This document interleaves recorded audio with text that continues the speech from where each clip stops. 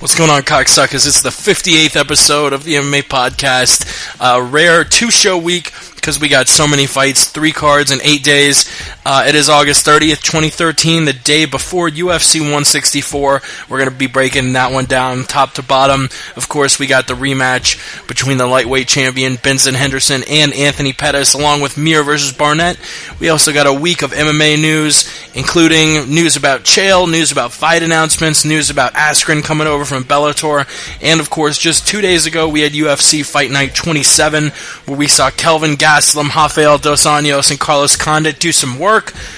So yeah, without any further ado, let's do it. The MMA Podcast, episode 50.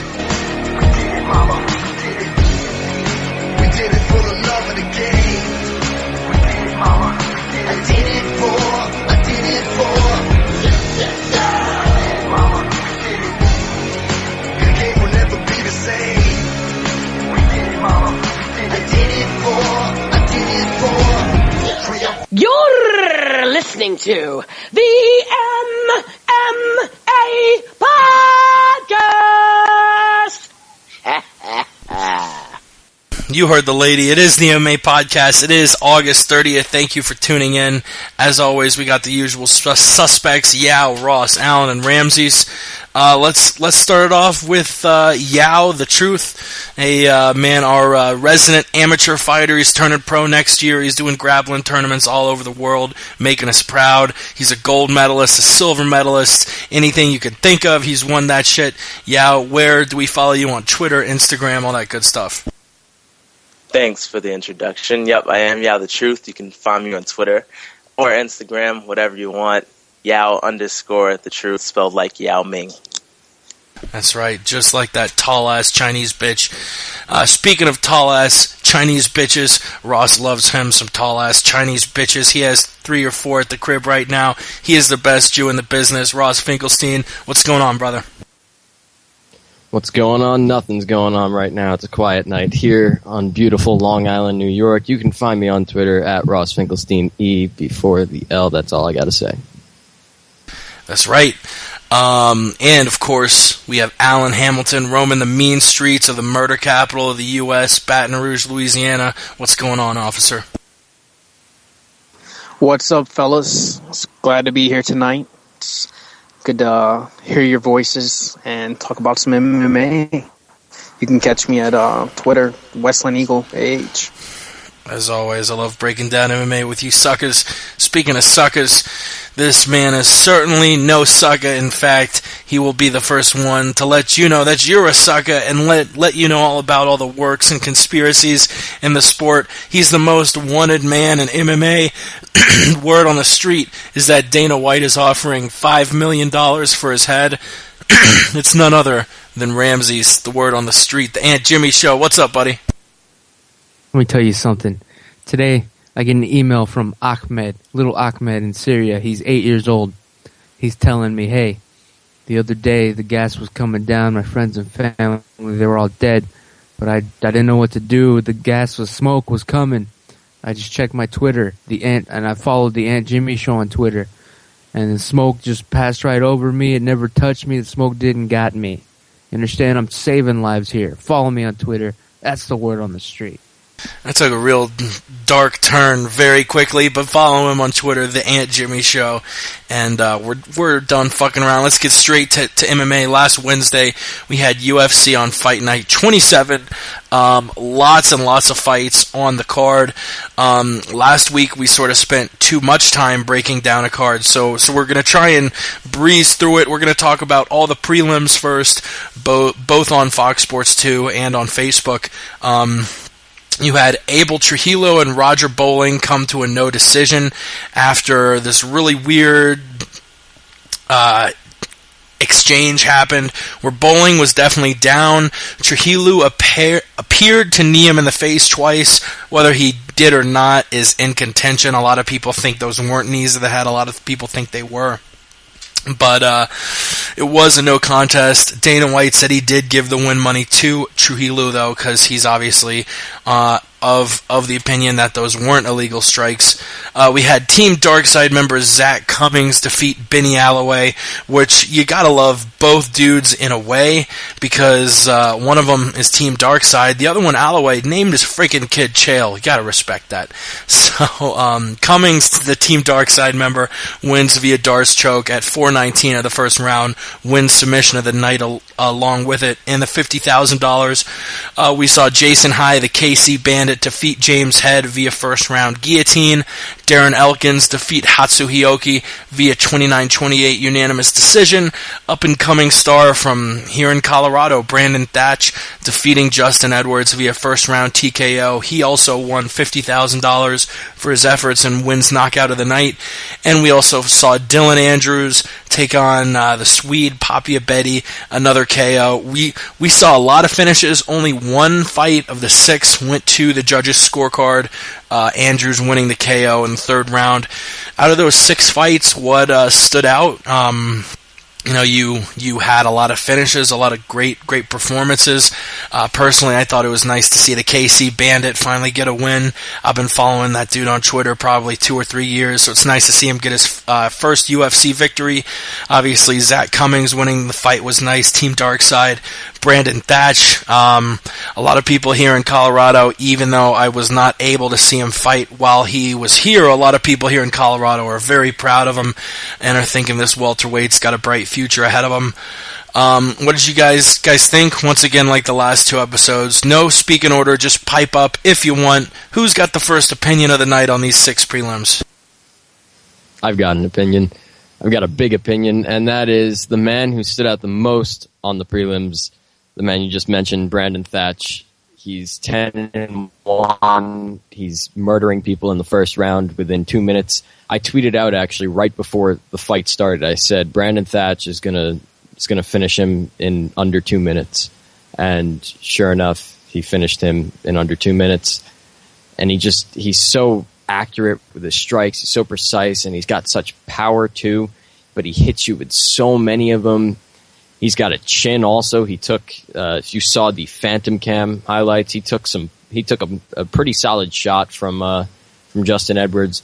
This guy has a very bright future ahead of him. I see him fighting for a UFC world title.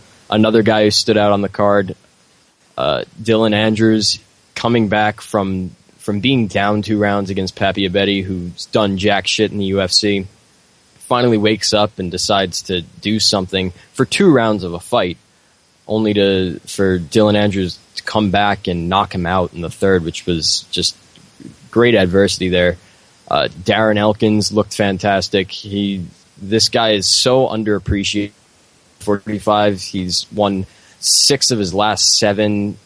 His only loss is to Chad Mendez, who may very well be the featherweight champion within the next 12 months. Overall, it was a really, really, really good prelim card. Zach Cummings also stood out, our fellow Team Darkside member. But yeah, Brandon Thatch is the man of the prelims, in my opinion. He definitely stood out. Knockout of the night. Typically, you get the $50K, making the Sports Center highlights. It's all good. Who else thought something of one of these 6 prelim fights at UFC Fight Night 27? Yeah, let me tell you something here. Zach Cummings was on my podcast, and he swore to the Lord Jesus Christ that he would win this fight. More importantly, he swore to me, and he delivered.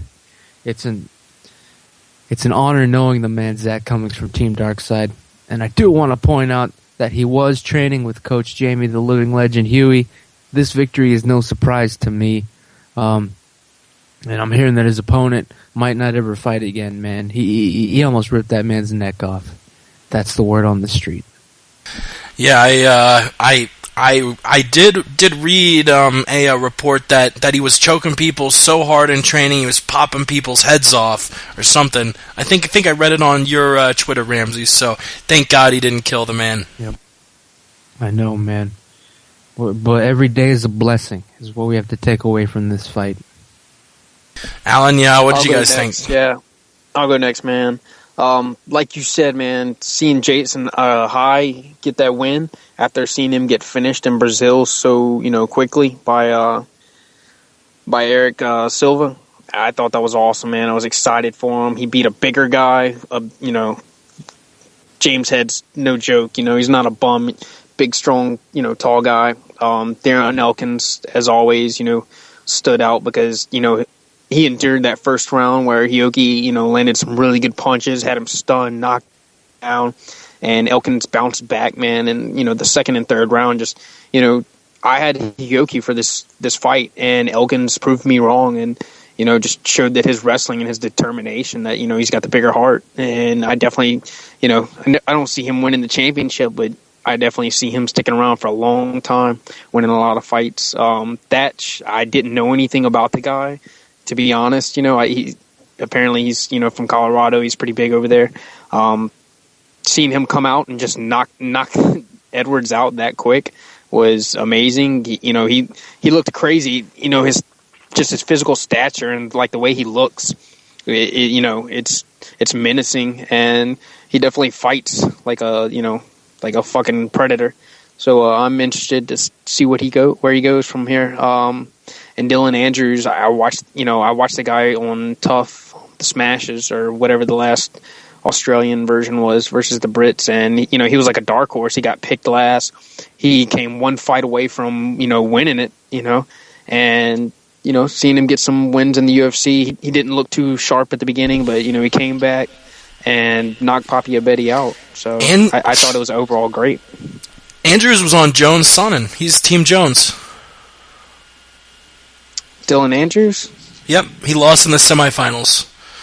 Oh, okay, yeah. He was like the dark horse. He was on Team Jones, yes. I think, he lost to Uriah Hall in the semifinals, I think. Yeah, he was like one fight away. Yeah, he definitely one of the dudes on the show alongside Gaslam, Hall, and Cummings that I wouldn't be shocked if they're in the UFC for a while. Yao, you have any thoughts about those prelims? Yeah, first I have to say that Abel Trujillo was awarded his win money, if anyone didn't know, by UFC President Dana White, and so that was good. And I have to give my props to Ross. He called that Brandon Thatch fight down to the wire. He said exactly how it was going to go down, so got to give my respect to Ross. Giving the respect to the Jew. All right, let's move on to the main card. I do want to talk about those top three fights with Condit, Dos Anjos, and Gaslam. Excuse me. But first, let's sort of bunch up the first three fights and talk about all of those really quick in one segment, if you want to call it that. We had Brad Tavares defeat Bubba McDaniel. That really probably will be the thing we got least to talk about. But we also had two split decisions. Takeya Mizugaki defeating Eric Perez on a split decision, which I'm glad Mizugaki was awarded the victory. Definitely landed a lot of impressive strikes. I mean, looked good standing up with Perez. Also, we did see a lot out of Perez, too, as Ross pointed out on his show, The Final Round, which definitely check out The Final Round in the Word on the Street. Perez, I mean, he is a warrior. Late in the third round, he already knows he's probably going to lose, but when Mizugaki locks in that deep rear naked choke, he still fights his way out of it. And Mizugaki is a vet. I mean, it's not really easy to get out of a deep RNC against him. So that was very impressive by Eric Perez. And then sort of a confusing fight in Court McGee, Robert Whitaker, sort of like that Cruikshank Edwards, Eves Edwards fight. We saw one fighter in the case of McGee and Cruikshank previously that was definitely the aggressor more. They were the ones moving forward most. They were the ones throwing kicks. But on the other side, Whitaker and Eves Edwards were counter-striking very, very effectively. I actually thought that Whitaker and Edwards were both the winners of their fights, but they were both decided the losers because they were just moving backwards too much. This kind of, I feel like, and I made the same point on The Final Round, I feel like if the judges from Condit Diaz were judging either of these fights, they would have given it to the guy backpedaling like Condit did.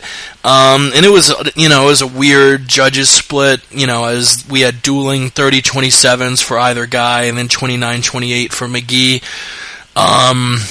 So yeah, that was kind of a head scratcher, but all three of these fights went to the judges' nod. What did you think of the fights? What stood out to you, motherfuckers? All I gotta say is those fucking fights were corny, man. I don't have anything to say about any of them. Good seeing Bubba McDaniel go down. These Team Jones bastards, we need to get rid of all of them. All of them. One at a time. Enough. See you later, Bubba. That's all I got. Brad Tavares. Oh, okay, you can go next. No, you got it, Ross. All right, you sure? All right. Brad Tavares, he definitely stood out. He's underappreciated at 185. He's won a lot of fights in a row. I think this was his fourth win in a row or fifth win in a row. He's only got one loss in the UFC, and that's to Aaron Simpson. He's got the best record from that season of Tough 11. He's got even a better record than Court McGee. So I don't think he's going to fight for a title. I don't think he's going to get into the top 10, but he's a guy to look out for. He's someone who's kind of floating under the radar. The Mizugaki Perez fight was unbelievable. That, to me, was the fight of the night. There were a lot of great fights, but this one especially because Mizugaki's always been, in my opinion, the gatekeeper of 135. If you can beat Mizugaki, you move on to the next level. You're ready to compete for the title, basically. And Eric Perez's resilience in this fight, I mean, he took hard shots. He never went down. He was deep in a choke, and he survived. Both guys just had an amazing performance. Mizugaki is moving close to a title shot. He's won like 3 in a row. He's doing big things. I see big things in Eric Perez's future. He's only 23 years old. He fought a very, very close fight. It was a great war. And then Court McGee, Robert Whittaker, another very, very controversial fight because you have McGee who's landing a billion shots. He's just constantly pushing the pace and throwing. But then you have Robert Whittaker who's hitting with these much more powerful shots and doing much more damage. So there's going to be controversy no matter what.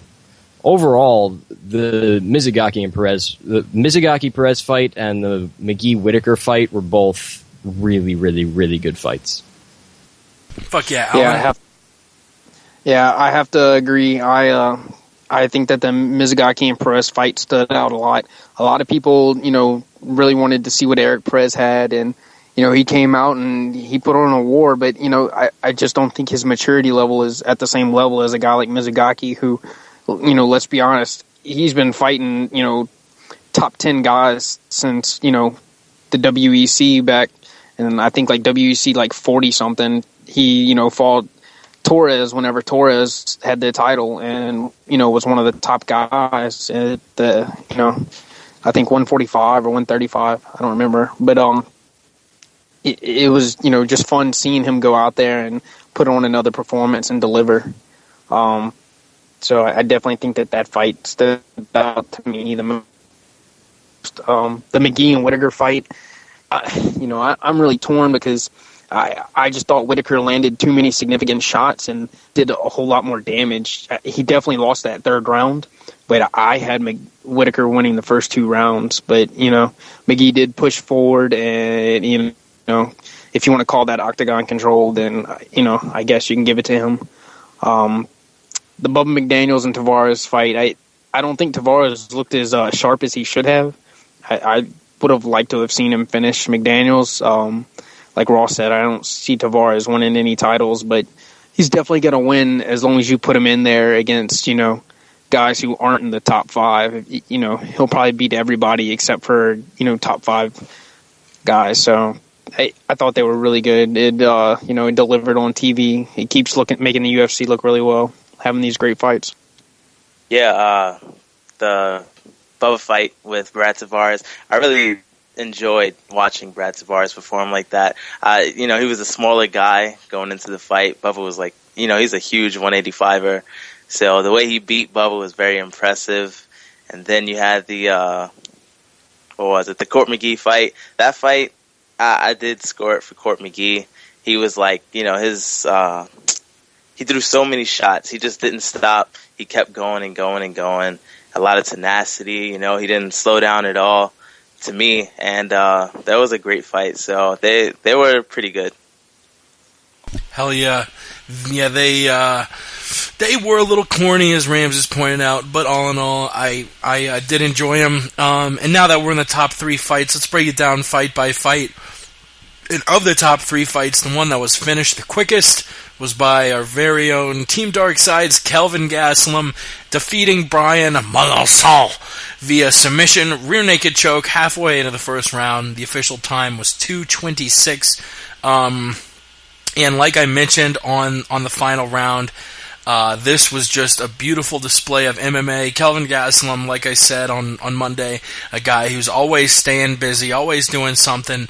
They were both standing in the pocket, trading. Gastelum landed the shot that brought Malençon down, dropped him, then he takes his back and sinks in the rear naked choke. Kelvin Gastelum, nobody doubted him, except for maybe our friend Yao, the Truth, but nobody doubted him. Team Dark Side moving up the welterweight ranks. Yao used the opportunity of the fight to turn heel on Team Dark Side and root against our boy KG, and it sounds like he's going to be doing the same when Sonnen Evans rolls around. He has officially turned heel. But Gastelum, aside from Yao's tragic turn from the dark side, Gastelum made us all very proud, and he looked cut up at 170. He's younger. I think he's the youngest welterweight in the UFC. So, the guy has maybe the brightest future of any other fighter in the damn UFC. He looked amazing. What did you guys think of the fight? Oh, please, God. All right, yes, let me start off, gentlemen. Kelvin Gastelum being trained, again, by the best, the most underrated coach probably in MMA history, if not all combat history. Coach Jamie the Living Legend Huey. Anyway, Kelvin did a good job. He took care of this kid in the first round or something, but strictly speaking, though, he screwed up. All right? I'm sorry. He screwed up. He failed. Brian Malençon got lucky. I mean, you're dealing with an expert in guerrilla warfare. Kelvin's the best with a gun, a knife, his bare hands. He was trained to ignore pain and the weather, and to eat things a goat would puke up. In Vietnam, Kelvin's job was to get rid of enemy personnel that killed him, winning by attrition. Kelvin was the best. Now, what are you going to do with all the even the special forces can't stop this kid. Speech was from the first Rambo movie, but it applies. God bless him. He is a contender material. He could beat GSP tomorrow if they were to face down. That's the word on the street. Shout out to KG. Powerful. I don't think anyone wants to follow it up, but Ross, Allen, what did you guys think? Really, you? All right, I guess. Yeah, let me just clear the air. I never really doubted Kelvin. I picked his opponent to win. I wanted Kelvin to win. I wanted Kelvin to win, but I just thought that his opponent would win. So, Kelvin, that was a great performance. He rocked him, got him to the ground, took his back, sunk in the choke. It doesn't get any better than that. So, hats off to Kelvin. He did his thing. Team Dark Side. Fuck you. Kelvin Gastelum is the 170-pound version of Cain Velasquez, and he's so young. He's the youngest fighter in the UFC. There is no boundaries for this kid. He's going to be a champion one day. It's only a matter of time. They shouldn't rush him up the ladder, but he will be a champion. The way he dropped Brian Malençon was just picture perfect. Such accurate strikes, such power, and the way he jumped on his back and just sunk in that choke. The way he stands, the way he moves, every little thing about him reminds me so much of Cain Velasquez, and obviously that's a good thing because Cain Velasquez is the unstoppable heavyweight champion right now, and I do think he's going to beat JDS, but that's a different story. Kelvin Gastelum, future world champion. I don't know how anyone could have picked against him in this fight. There was nothing that Brian Melosaw had that he could have beat Kelvin Gastelum with. Kelvin Gastelum, future world champion. Hell yeah, Mini Kane. I just want to echo Ross's words. I wasn't smart enough to think about it, but whenever I watch Kelvin fight, he reminds me exactly of Kane. The way that he jumped on Melosaw whenever he, tagged him and dropped him reminded me of Kane pouncing on JDS in their last fight. So, Kelvin, he looked amazing. Like, they said they don't need to push him, don't need to rush. Feed him some guys that are experienced, feed him guys that, are different sizes, different style of fighters, put him in there against everything so that he can get experience. And, once you've built him up, then he'll be that marquee fighter, and you can throw him in there in the main event and watch him win a world title, because that's what he's going to do. Word up. Yeah, Kelvin Gastelum, he seems to have no sort of ceiling. He keeps on impressing us. I'll brag about this forever. When everybody picked against him when he fought Josh Salmon, I picked Kelvin Gastelum. When everybody had picked against him when he fought Uriah Hall, I picked Kelvin Gastelum. I'm not picking against the guy until he's like 45 years old and about to lose the welterweight championship after defending it 46 times. That's right. He's going to defend the welterweight belt 46 times. Mark it down. That is the word on the street. But let's move on to the co-main event. Rafael Dos Anjos fighting Donald Cerrone. Dos Anjos looked good, but more than anything else, Cerrone just looked bad. Even though he was able to take a round late in the fight, he just looked horrible. We've seen a Donald Cerrone that is gangbuster standing up, a kickboxing whiz, and on the ground is great in jiu-jitsu, and is just this all-around amazing fighter. He looked flat both on the ground and standing up. I don't know what happened. It's obviously some sort of mental thing. I don't know. We heard about him getting charged with boat rage a couple weeks ago. The rumor is he head kicked a guy on a dock. We don't know where his head's at. I don't want to insinuate that he's on anything, but I thought it was very, very weird that every time Cerrone got put on his back, his face turned beet red.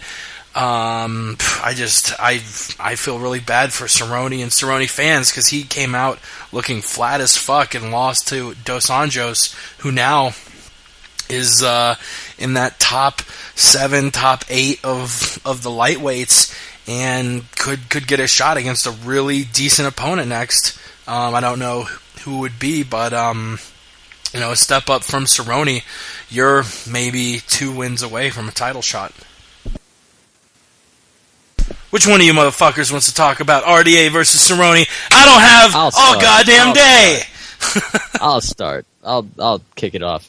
RDA, man, he is growing big time. I didn't expect him to win this fight. I actually thought Cerrone was going to beat him pretty easily. I thought he was going to knock him out.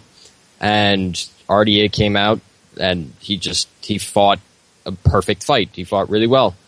Well, I wouldn't say a perfect fight. He had some trouble in the third round, but he fought a very good fight, and he looked like an elite, top-of-the-line, top lightweight fighter. Everywhere he was good. His wrestling, especially, that's one thing that Yao pointed out, and now I'm going to give props to Yao for calling this one perfectly. His wrestling, he won that fight with his wrestling, and he had superior striking, he had superior grappling. He beat him everywhere. He could fight for a title within the next year. I think Cerrone's done, man. I think this proves it. He's got nothing left. How do you come back after getting dismembered by Tony Pettis, man? He was taken apart piece by piece. His will was broke. I heard a rumor that Showtime had sex with whoever he was dating at that particular moment in time. That's what I heard, all right? That's the word on the street. I think Cerrone's done, man. He's a gatekeeper of the division. I'm calling it. If they need somebody to fill in, if it gets too thinned out up there in the fucking weight class, they'll maybe throw him a title shot, but they'll just work him. Yeah, I'm watching the fight right now. Round 1, he's already looking like a bum. He wasted all that energy on the dock. God bless him, but he's fucking done. Enough with the cowboy. Damn. I enjoyed watching this fight. Rafael Dos Anjos, You would enjoy watching this. He really looked like a mixed martial artist out there. Like he was using all facets of the game, takedown, striking, a little clinching. I was surprised he was able to. I think Donald Cerrone just looked very flat. It looked like something mental. I mean, you could tell he's in shape. He trained for this fight, but he just looked a little flat. And Dos Anjos took advantage of it and ran it. So I was very happy. I picked him to win this fight, and I can't wait to see who they match him up with next, because beating Donald Cerrone is huge. Yeah, I'm just going to go out there and say that I think this was an instance more of Donald Cerrone looking like shit than RDA looking so great. I think Cerrone was just flat. After he got caught with that first punch, I guess it was in the first or second round, and got dropped, he wasn't the same the rest of the fight. Like Jake said, whenever he was on his back, he wasn't attacking as much. He just didn't look like the same fighter. And, props to RDA on capitalizing on that. But, I think Donald Cerrone that, shows up to fight beats RDA any other day of the week. I think this was just that one time out of 10 that he didn't show up and he lost. So, there goes his title shot hopes, and he'll be a gatekeeper. Pretty much. I mean, we've seen a Donald Cerrone that was, popping off 6-fight win streaks in the WEC and UFC, and I mean that fight, both of the fights against Benson, he didn't look bad. But then we've just seen fights like Nate Diaz and Anthony Pettis and RDA, where he just comes out looking so flat. I mean, if anything, it's kind of a problem that RDA didn't finish him, because we saw him come out flat against Diaz and Pettis and just get destroyed. And although Diaz didn't finish him, I mean, he definitely dominated the fight pillar to post more than RDA, landing the most significant strikes in any fight in history. But I mean, as a fan of Cerrone from back when he was in the WEC, I'm hoping he's able to get his shit together. And obviously, he's got shit floating around outside the cage. His mind isn't 100% there.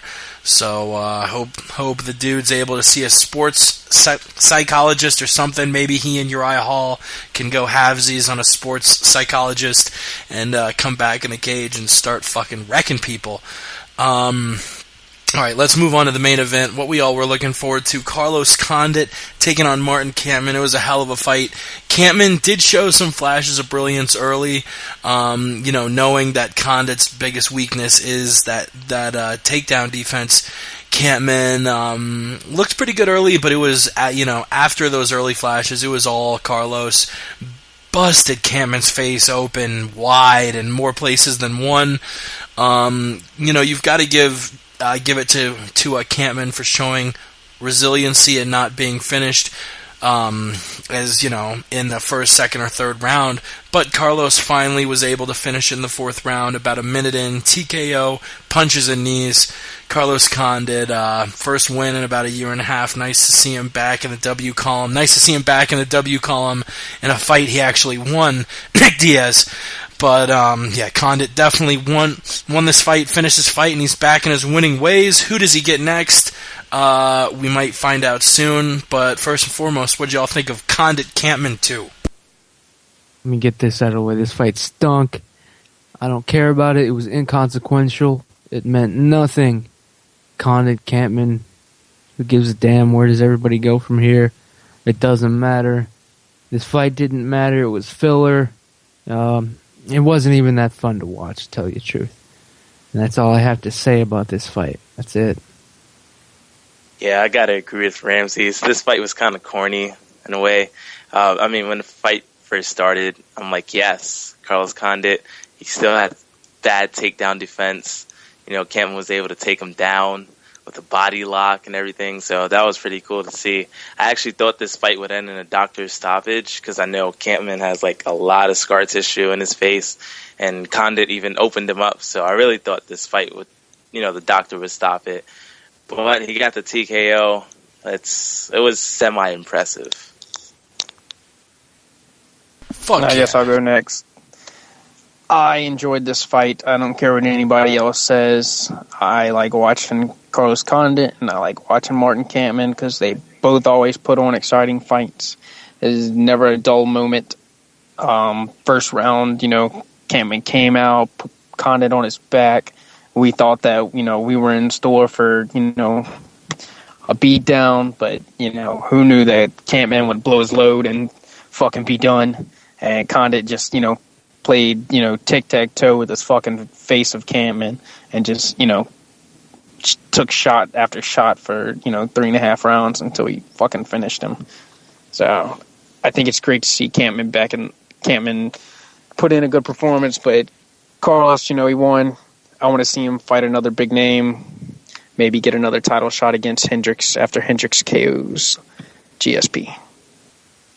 This was a great fight, and we all said last week when we previewed this fight, or earlier this week on Monday, that Kampmann specifically is kind of a slow starter. He starts slow, he's susceptible to getting attacked in the early rounds, and then in the later rounds he comes back. And this fight was the exact opposite. He started out strong, immediately getting 4 takedowns, something like that, and he won that first round. But Carlos Condit he hulked up. He was able to feed off the energy of the crowd and just slowly start to build up each round and just get better and better and start landing more shots and stuffing the takedowns. And Condit looked really, really good. He looked accurate. He looked powerful. He busted Martin Kampmann up big time. I'm surprised they didn't stop to check the cut, because that was gushing and it was right above the eyes. And honestly, a doctor could have stopped that fight, because with the placement of it and how much he was bleeding, that's a perfect candidate for being stopped.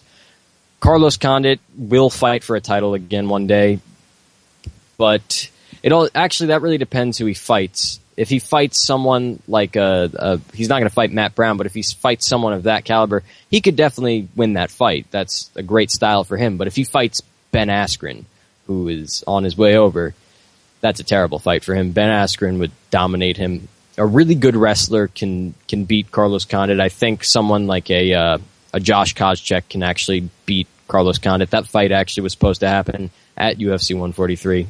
That was the original co-main event before GSP or ACL. Does everyone else put in their two cents? I was smoking a bowl and lost reference of time and space. God bless. I think that's all of us. I think Alan dropped off. I just lit up a nice Macanudo cigar. God bless us. Attaboy. All right, well, I did want to pose one more question about Fight Night 27. Everyone was calling for a fight against Condit versus Brown. Since then, Matt Brown has taken a fight against Tarek Safadine. So now the fight people are talking about next for Carlos is a fight against Ben Askren. We know he is at least planning on leaving Bellator soon. John Anik today posted a twit pic of I think Ben Askren and Joe Silva holding hands at the weigh-ins or something. But if Askren comes in the UFC, takes on Carlos Condit, what do you think of the matchup? I think it does not bode well for Carlos Condit whatsoever. Condit is a great fighter, and I do think he's one of the best fighters in the UFC without a belt. But he's shown that his weakness is getting taken down, and that's Askren's biggest strength. And as much as I feel like Condit is a much better all-around fighter than Ben Askren, I feel like Askren would be able to work in his game plan and just lay on Carlos for 15 minutes and win the fight. But if I pose the question to you, if we see the fight Askren-Condit, what do you see going down in that match? Jake, you're fucking killing me here, man. I love you to death. But all I have to say is, I didn't even care about this fight with Condit that just happened. Now you're asking me what I think about a fake fight. I'm killing you. I'm killing you asking you topics about MMA on an MMA show. You're killing me, cocksucker. Let me tell you something about Condit in case you guys haven't figured it out yet. Carlos Condit is one of the best fighters in the UFC. I'm killing you. He's one of the best. Oh, you're killing me. In the division. Let's face it. He's a jobber. Shut the fuck Face up. it. This fight with Ben Askren. Go fuck that yourself. doesn't sound like a fucking work to me. Give me a goddamn break. This fight sounds boring. They're trying to shove it in everybody's face, and I ain't buying what they're selling. Shut the fuck up. I don't know if I've ever tried to play sound effects to drown someone out before, but god damn it, Ramses. Calling Carlos Condit a bum, that's, I don't even know what to say to that. Ross, let's get some reason and logic in this conversation before my brain starts melting out of my ears. Yeah, I'm going to save you all. I'm going to give you some good input that actually is not just a bunch of craziness. Carlos Condit versus Ben Askren. Carlos Condit's got a great submission game, but Ben Askren is Ben Askren, and he will implement his game plan no matter who the hell you are. He takes him down. He blankets him for 5 rounds. He breaks Condit mentally. He mounts him, so Condit won't be able to latch on any submissions. It's 5 rounds of domination, possible 10-8s in there somewhere. That's all I got to say. That's right. To all you kids at home, it's okay to smoke a little bit of weed, but if you smoke too much... Weed kills you. Weed makes you worthless. That's right. And I think Alan rejoined the call. So, Alan, what'd you think of the fight, Condit-Kampmann, and what if Askren gets the next shot at Condit? What do you think goes down? I hope that Askren doesn't get the shot at Condit. I would rather see Condit fight somebody else. Maybe build him back up before they put the blanket down on him. That is known as Ben Askren. The boring blanket. That's what I'm going to start calling him from now on, because that's his new nickname. The dude smothers people, wrestle fucks them, and they go to sleep while he's laying on top of them. That's how he wins. He puts people to sleep, including the guy that he fights. So I hope he doesn't fight Carlos Condit. I'd rather see Carlos Condit fight somebody like Eric Silva, somebody exciting that's willing to stand up and trade with him. So yeah, I don't want to see him fight Ben Askren.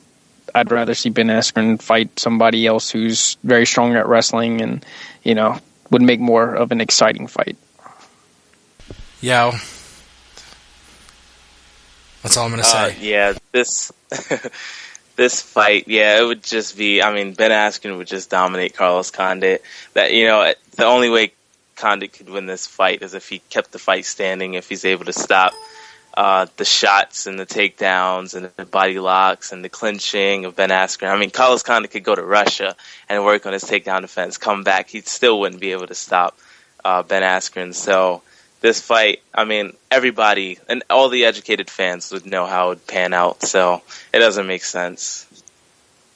Fuck yeah, but you never know if we see it, but I think that the UFC would be a little wiser, know that they've got something good going in Carlos Condit and not completely derail that train. So I guess if, unless any of you guys got anything else on Fox Sports Fight Night, UFC on Fox Sports 1, 2, Fight Night 27, whatever the fuck it was, let's get to the news.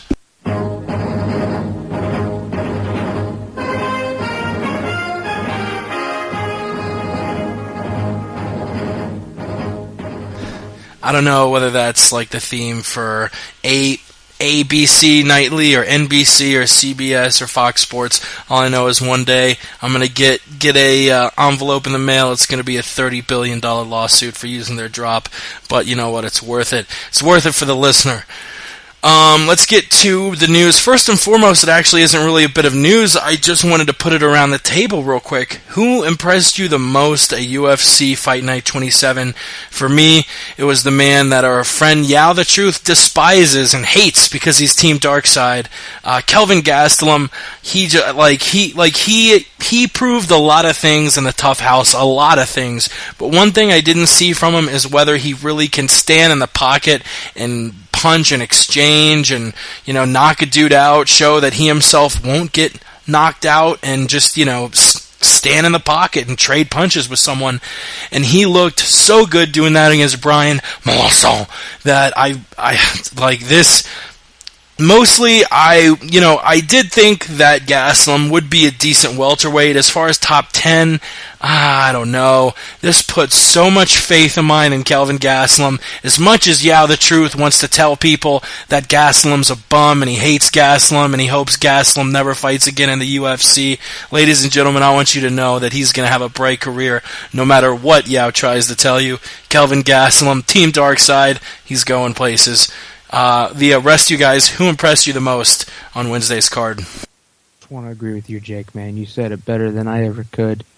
KG Kelvin Gastelum, my friend, saved my life, but goddamn, the UFC doesn't even know what they've unleashed. The kind of hell on earth that they're conditioning now. They don't even know what's coming, but people, you heard it first. Word in the street.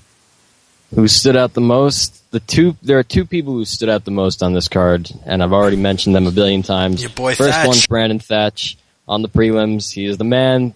I don't even need to say anything more about him. And the other one is Kelvin Gastelum. He's the man also. I don't want to see those two fight, though, even though they're in the same weight class. Let them take different paths.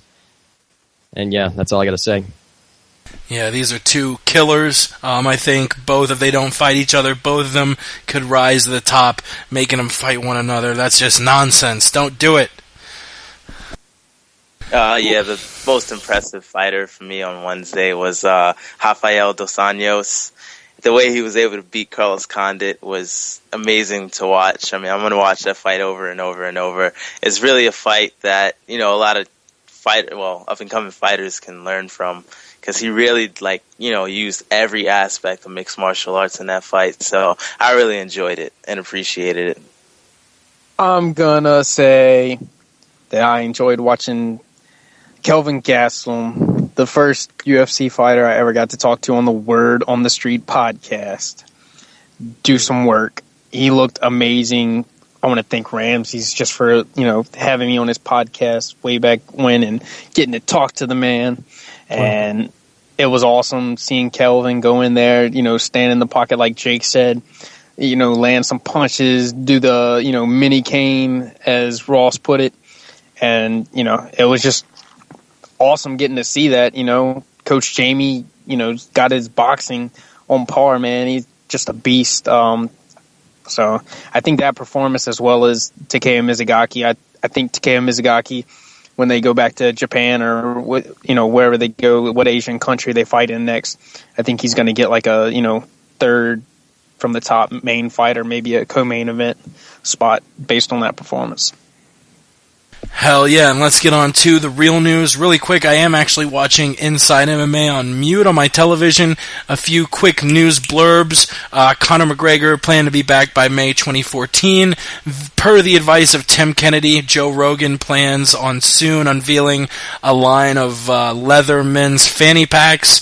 According to Bigfoot Silva, quote, "My wife are pregnant," so congrats to Bigfoot for being a dad again.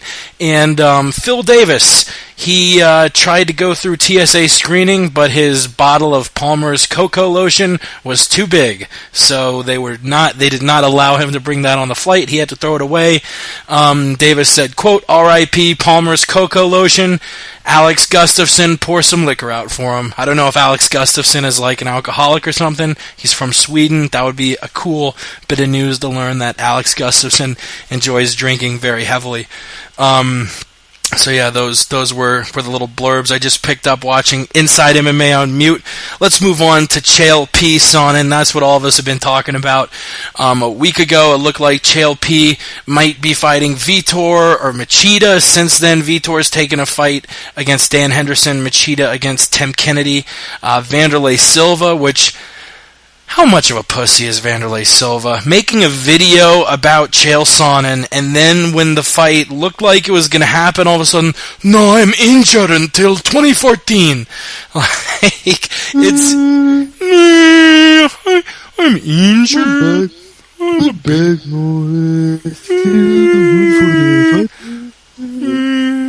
But yeah, Vanderlei, how comical is that? He in typical Vanderlei form puts out a video talking all sorts of shit, and then two days later, I cannot fight.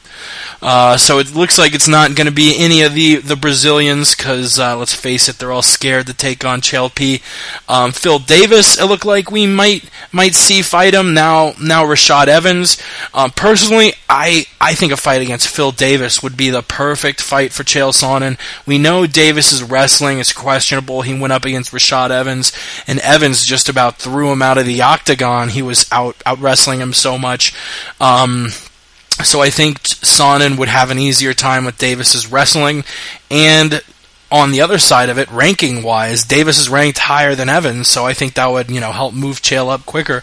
A fight against Rashad, I really don't want to see, mainly because I just fear for how exciting it might be, not on Chael's part. People call Chael a boring fighter all the time. Let's not forget, the guy fights the best fighters in the world, and when he's not, he finishes opponents. I mean, he finished Brian Stann. If Bisping wasn't such a tough motherfucker, he would have finished him. He finished Shogun in a round. Rashad Evans, his last two fights against Dan and Little Nog, those have been two of the most boring fights I've literally, honestly, those two fights might both make the list of top 5 most boring fights I've ever seen. He has decent wrestling coming out of, I think, Michigan State. But it's looking like, according to Ross, I think Ross said, he thought there was an 80% chance, and it's definitely probable he fights Evans next. And if you do follow Chael, and if you were one of the 1,000+ people that retweeted it on Twitter, or one of the 3,000 people that liked it on Instagram, that was a Ross Finkelstein production, ladies and gentlemen. But who does Chael P get next? What do you think of the matchup? A lot of opponents floating out there, but nothing's set in stone. I know at least 3 of us, maybe 4 of us, maybe even all 5 of us plan on being in Vegas for UFC 167. We will see. But as far as things look now, who does Chael P get next? And what do you think about his next fight? Chael P. Sonnen gets Rashad Evans next, no questions asked. Vanderlei Silva is coming up with every excuse in the book. He's completely off the table at this point. Phil Davis, no one wants to see the fight. There's no interest in the fight. It's stupid. Rashad's the best fight to do. The UFC wants to fight. Rashad wants to fight. Chael wants to fight. Dana wants to fight. So if all those people and everyone involved wants to fight, fight's going to happen. I say Monday, bout agreements are faxed out. Wednesday, bout agreements are signed. Friday, the fight's announced. Boom. Kaboom. Damn thing. I won't believe a damn thing until I see it in writing. What the fuck are you talking about? People are just afraid to fight this man. They're beginning to feel the heat. Chael Sonnen, man, he's unstoppable. He's on a roll. Everybody can feel it, man. Everybody can detect it. Nobody wants to fight him. Vanderlei Silva, he went, after he made that video, he was like, man, I can't fight this dude. He fucking launched himself down the stairs head first and then faked that. Well, it was a real injury, but he did it to himself, people. He's afraid. Phil Davis was afraid. Rashad's going to back out. That's what I'm hearing. That's the word on the street. I don't believe it's going to happen until I see them both in the ring. That's it. Yeah, there really is a laundry list of fighters who have looked like or about to be signed up for a fight against Chael, and oh no, all of a sudden you're not taking a fight. Oh, why is that? Look.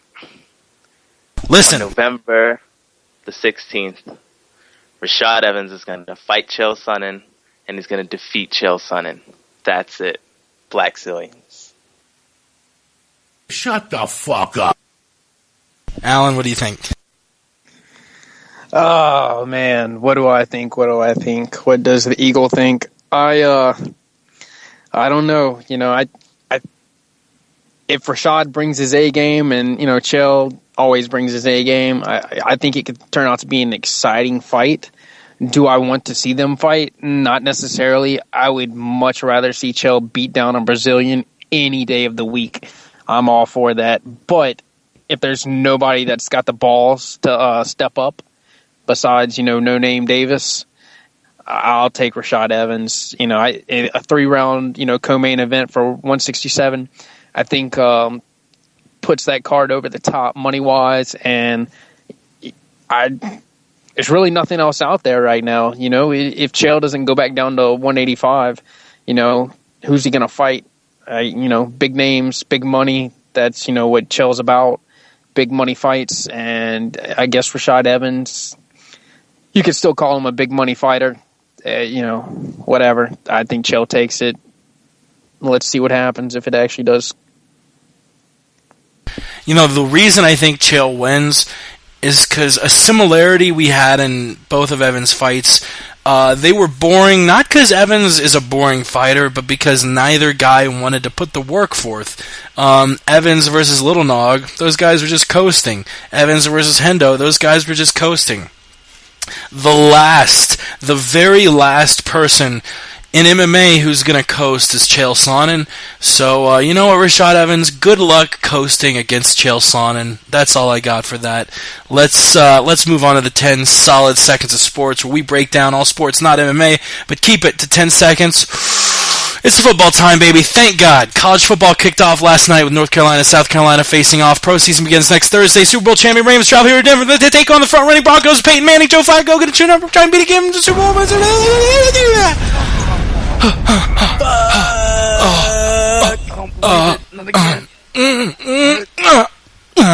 Someone get a towel. God damn it. All right.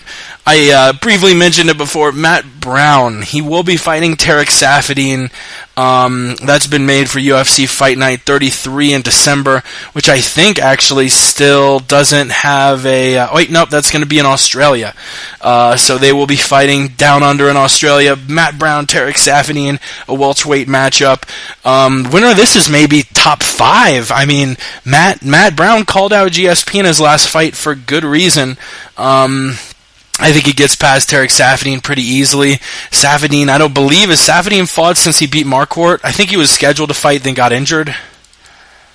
Is that correct, Ross? I don't know, man. I don't know. God damn. Saffiedine and Marquardt? Was that Saffiedine's last fight? That was Saffiedine's last fight. Yeah. Yeah, Saffiedine hasn't fought in a hot minute, still looking to make his UFC debut. He was scheduled to fight, I think, Robbie Lawler, but Saffiedine was injured and had to be pulled off of the fight. Matt Brown now going to fight. This is a terrible matchup for Saffiedine. The only reason he beat Marquardt is because he had takedown defense good enough to get by Marquardt and just kept it standing and peppered his legs. I don't think he's going to be able to keep it standing against Matt Brown. This is a bad matchup for him. And honestly, I can't really think up a way that Saffiedine's able to beat Matt Brown. If he does beat Matt Brown, then Jesus Christ, have I ever been sleeping on Tarek Saffiedine. But so far, I got Matt Brown all the way until I see anything pointing toward a direction otherwise. What do you guys think? Yeah, man.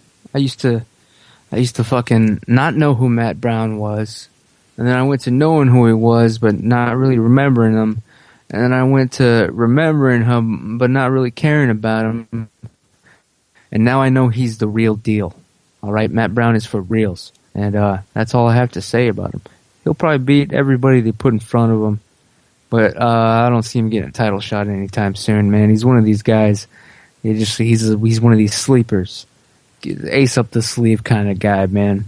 Because honestly, his name's too plain. That's all I have to say. I'll go next.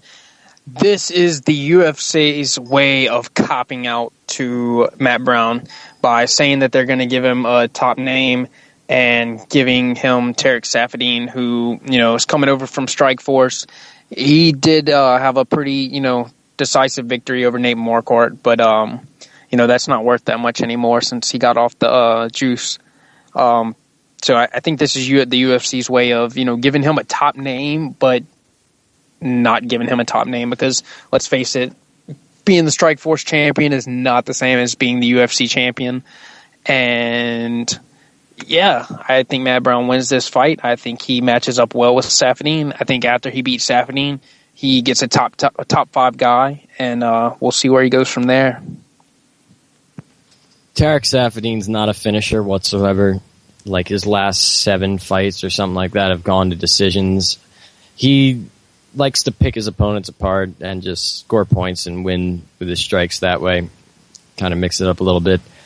Matt Brown, on the other hand, likes to fight a fast-paced, quick fight, go in your face and punch you in the face and just knee you and elbow you and just beat you down. Very accurate, too, with his strikes.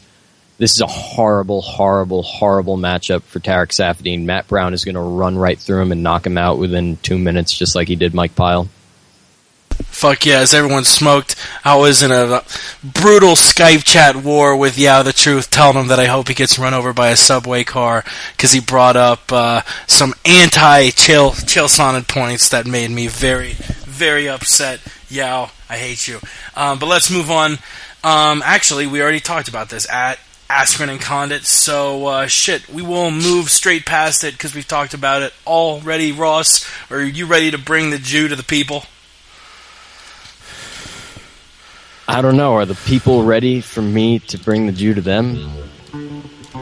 Because I am ready to bring the Jew to you. It's very simple. You see, we got a great, fantastic card coming to you in just a matter of hours at this point. But there aren't a lot of great bets.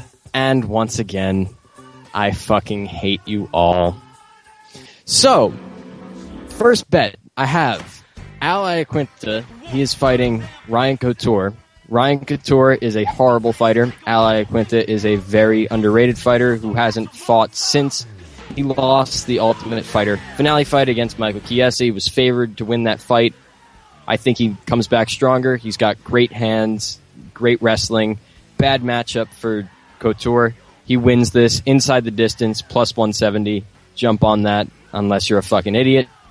So Palele, he wins inside the distance, plus 230. This guy, I can't even pronounce his name. They call him Al Capone. He's not Al Capone. He's some 21-year-old, 22-year-old guy. He's 15-2. He's terrible.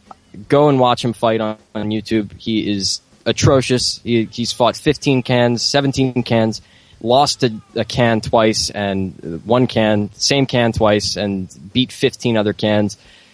He wins this fight, plus 230. Soapalele inside the distance, bet on that. Then bet on Soapalele, plus 170, just single play.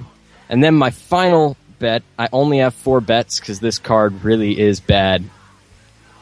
For betting, that is. I have Luis Gaudinot and Tim Elliott winning fight of the night, plus 750. These two go to war. I saw both of them fight in New Jersey back at UFC on Fox 3.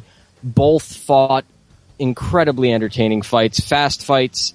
Tim Elliott lost his fight to John Dodson, while Luis Gaudinot beat John Lineker, finished him with a guillotine choke. Both are great, fast-paced fighters. This is going to be entertaining. It's going to win fight of the night. That is all the Jew I've got for you today. I'll be back next week with more amazingness. Hell yeah, that's right. He is the Jew. He is bringing it to you. He did turn heel about 3 weeks ago. He hates the shit out of every single one of you. That's right. You at home listening, you might be thinking, I don't even know Ross. Who is this Ross guy? I hear him on the MMA podcast and the Final Round podcast and the Word on the Street podcast, and he seems like a good dude. I don't have anything against him. Well, guess what? Ross knows your name. He knows your social security number. He knows where you live. Just because you open this YouTube, iTunes, Ustream, wherever the fuck you're listening to it, he knows it all, and he fucking hates you. That's right. Let's move on. On a positive note, UFC 164, it's coming to you this Saturday from Indianapolis. That was the last fight. The fight we broke down at the beginning of the podcast was in Indianapolis. They're staying in the Midwest. Dana White joked around that the reason they're doing it is because he likes short plane rides, and even though he joked around and specified after, I'm joking, I have a feeling that is the reason why they're going from Indy to Milwaukee in 3 days. But it will be at the BMO Harris Bradley Center, and really an interesting note before we get into it, Ross, you are the trivia guru on the show. I haven't looked up the stats, but as far as I can remember, this is the last time a champion has had to defend his belt in his opponent's home turf since Silva Franklin II was in Cleveland, Ohio. Has there been a fight like that since? I can't recall right now off the top. I'm trying to go through all the title fights off the top of my head, but I can't recall at the moment. Yeah, because it seems like, I mean, the UFC loves giving guys title fights in their hometown, whether it's George, Anderson, Jose. I mean, shoot, they're bringing UFC 166 to Houston because Kane's got such a huge Mexican fan base. It's about as close as you can get, and I hear Ramsey's holding back laughter in the background. I have actually the answer. There actually was one this year, now thinking about it. Ben Henderson, who is fighting tomorrow night and defending in Pettis' home turf, had to defend the title in San Jose, in Gilbert Melendez's home turf. That's right. Damn. Yeah, well, nonetheless, we will see this in Pettis' home turf. Let's talk about the Facebook card first. Anything stand out to you? Soa Palele taking on Nikita, Al Capone, Krylov, Ryan Couture, and Ali Aquinta, Jared Hammond versus Magnus Sindenblad. And let me put it out there, when Ramsey starts talking about, I'll put Silva Weidman too. What do you think, Ramsey will be like, this fight doesn't matter. Both of these guys are bums. I don't care. These guys are both horrible. I don't care, blah, blah, blah. And it's not that, because usually it's a funny reason that makes me laugh, and it's not something stupid like that. But you know what? For once, Ramses, I can agree with you. I don't give a shit about any of these fights. I mean, yeah, I'll look to see whether Krylov can get a win in his UFC debut, and whether Dana White pays off the judges in a Couture-Iaquinta fight. Which, really quick note, isn't it fucked up that Randy Couture isn't allowed to corner guys, but we just had Lloyd Irvin corner James Vick? I mean, Jesus Christ. But also, yeah, Jared Hammond versus Magnus Sindenblad as well. What do you guys think of these fights? Ramses, I did mention you. What do you think? Yeah, man, these fights are bull. But I will tune in to see the Seed of the Natural get destroyed, get aborted. It's time. Everybody wants him gone. This is probably a setup fight for him. They're probably going to juice this other guy up to the gills, have him probably take this Couture's head off, man. It's all over for this kid. I'll be watching that destruction. Other than that, I don't even remember who the hell's on. If I got time tomorrow, I don't know. I got to do some grocery shopping before the fights, pick up some new pieces of some new steak cuts, man. I don't know what I'm going to go with. Maybe a T-bone. That's it. That's right. I actually also have a T-bone ready to go. It's funny. Well, you and me are going to be like T-bone brothers. Oh, my God. We got to Snapchat and Instagram and Facebook each other the pictures. God bless us. God bless us all. That shit's God already I guess shit's marinating in some Chicago steakhouse sauce as I very rudely interrupt Ross. Go ahead. Indeed. The person you all need to look out for on the Facebook prelims is Al Iaquinta. He is young, he's hungry, he's fighting his first fight since losing the Ultimate Fighter finale to Michael Chiesa last June. He's going to go out there and he's going to finish Ryan Couture. And that's really the only person to look out for on the prelims. Everybody else, it's just, they're on the prelims. They're on the Facebook prelims for a reason. That's right. Soa Palele, I mean, yeah, I guess you can argue he might have a bright career in front of him. I think in the last while, since fucking 2007, he has one loss, and that's to Daniel Cormier. But at the same time, look who he's beaten. His last two wins are against Sean McCorkle and Bob Sapp. I love the shit out of Sapp, but even Sapp himself will accept that a win against him recently isn't exactly the highest praise you can get in mixed martial arts. What do you guys think about? Also, remember, the man was TKO'd or knocked out, whichever one it was, by Eddie Sanchez, and that's all I gotta say. And that was his only UFC fight back in 2007 at UFC 79, knocked out by Eddie Sanchez in the third round. It was a war. I have a feeling like Alan and Yao don't have anything to say because they don't give a shit. Alan, Yao, speak now or forever hold your peace. I just got to say that Al Iaquinta, he was pretty decent on the Ultimate Fighter Live season. I'm picking him. I think it's going to be entertaining watching him knock Ryan Couture the fuck out of MMA. I think this is going to be Ryan Couture's last fight. Let's be honest, I've never had an MMA fight before, and I think I could beat Ryan Couture, like, seriously, like, straight the fuck up. So, yeah, it's going to be interesting seeing Randy Couture have to watch this from the Hooters and cry why his son's MMA career ends right in front of him. And we know he will be watching it from a Hooters. Yeah. Yeah? You have anything to say? Yeah. No, Nothing. not really. Yeah, and if for no other reason, I expect Ryan Couture loses because, the goddamn company is plotting against him. Let's move to Fox Sports 1. UFC 166, we're going to see one of the most stacked prelim cards we'll ever see. Ross brought it to myself and Alan's attention last night. The UFC 166 Fox Sports 1 prelim card is motherfucking just so ridiculously pumped up. You have fights on the pay-per-view like Gonzaga, Jordan, Dodson, Montague. Fox Sports 1, Luke Rockhold, Tim Boach, Nate Marquardt, Hector Lombard, Sarah Kaufman, Jessica Ai, G-Sot versus Nunes. That's going to be so loaded. Unfortunately, UFC 164, we're not going to see the same thing. You do have a decent fight in Varner versus T-Bow, Louis Gaudinot versus Tim Elliott, like Alan mentioned, does have a very big possibility of being fight of the night. We know these flyweights can bang, and this is the only flyweight card on the match.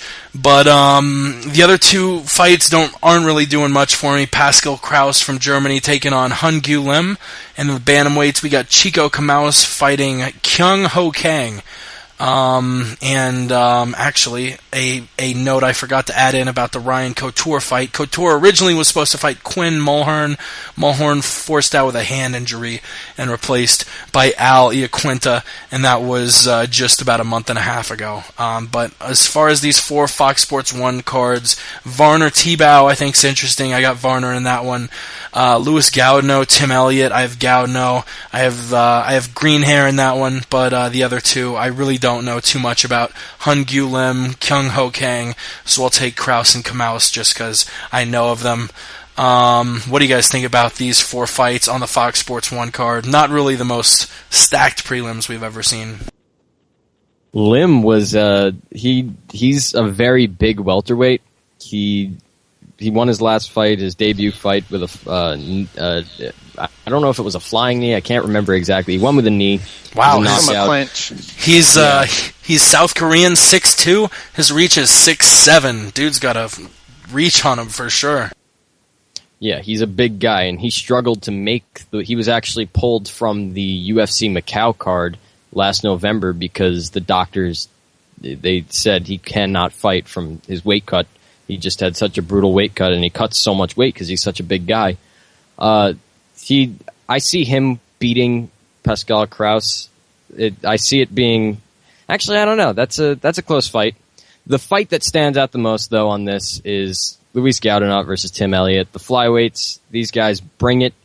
Louis Gaudinot is 1 fight away, 2 fights away maximum from a title shot. John Lineker is the man right now, the front runner for a title shot in this weight class. He beat him. He beat him last year with a guillotine choke back at UFC on Fox 3, and I watched that from the 5th row, and it was beautiful. Great fight. Tim Elliott, he had a very, very close fight that some people actually thought he won against John Dotson, who, as you saw earlier this year, went 5 rounds with Demetrius Johnson. This is a very, very good fight. 2 high-level guys at 125. Just watch. You'll be amazed. Just watch, ladies and gentlemen. I don't give a damn about these fights. That's all I have to say. Since Ramsey doesn't give a damn, I give a damn. I love watching my Asian fighters for some reason, even though they don't perform half the time. Lim, he won by knockout last fight. He was getting his ass whooped pretty bad and came back with the knee and got a TKO. So I'm pulling for him. I'm excited to see him fight. Chico Camus and Kang, an interesting fact, I think they said that Camus had to pull out of his last fight because he had some type of abdominal injury, and or it was Kraus. I don't remember who it was, but so look to see either one of these fighters take advantage of that and try to execute body shots. I know a lot of people don't like Jamie Varner. I, for some reason, like him. I think he's been more consistent than he was in the WEC as of late. Gleison Tebow, he's a staple in the UFC. This is like his 20th UFC fight. The dude's been there forever. He's pretty good at 155. He's a huge guy, but he always puts on a show. So the flyweights, they're always going to be exciting because they fucking run around like little rats and do karate and all kinds of crazy shit. And I don't know. It's going to be exciting. I don't care what anybody says. My South Korean fighters are both going to win. And I don't have anything else to say. That's right. And everyone get their two cents in. Once again, I decided to partake in the sacred herb, and I lost track of all sense of space, time, feeling, touch, sight. I gotta go. Yeah, always wanting to state his opinion. No, I just have to give a shout out, and I'm going with Louis Gaudinot. He trains out of the tri-state area, so got to go with him for tomorrow night. That's right. All right, let's move on. Eric Koch and Dustin Poirier in a fight where I'm going to have a real hard time telling who's who. Like, briefly, they always pop up that graphic of, like, which guy is wearing which colored shorts. They better keep that shit up the entire fight when Koch fights Poirier. They're both got generally the same build, both bald as hell. So, really, the tattoos and the color of the shorts are going to be the only way you can tell them apart. As far as this fight goes, I think it's really interesting. Koch was going to get the title shot way back. I forget if it was 2011 or 2012. I think it was 2012. Yeah, back at UFC 149. Since then, it's probably a good thing that he didn't get the title shot against Jose Aldo, because he did end up fighting Ricardo Lamas, and he lost that fight via TKO. And whoever on the Skype chat, who the fuck just said that? And I'm going to reopen it just because I got Ross saying Koch has a full head of hair. I saw the weigh-ins, cocksucker. Stop trying to fool me. He has a full head of hair. You watch the weigh-ins? I want to know which weigh-in you watch, because he had a full head of hair. I thought I saw the stare-downs, and they both looked bald. He has a full head of hair? Man, yes, I wasn't paying enough attention. Must have been real stoned during those weigh-ins. But Koch and Poirier probably the more aggressive of the two fighters. Poirier also, he too recently is coming off a loss to Swanson, which both of these guys just lost to two of the top guys in their division. But Poirier really was sort of battered around a lot by Swanson. Poirier's going to want to get in close, really keep Koch from being able to land and back away, sort of, land in bunches and then jump back. But I think the aggression Poirier has is going to lead him to the victory over Eric Koch. Most people I know are picking Eric Koch, but I'm picking the upset in this one, Dustin Poirier. What are the odds? Is Poirier the favorite or the underdog in Vegas, Ross? Koch right now is the favorite. He's according to 5 Dimes, he's minus 150. Poirier is plus 140. It's a very close fight. I wouldn't bet on it. Word.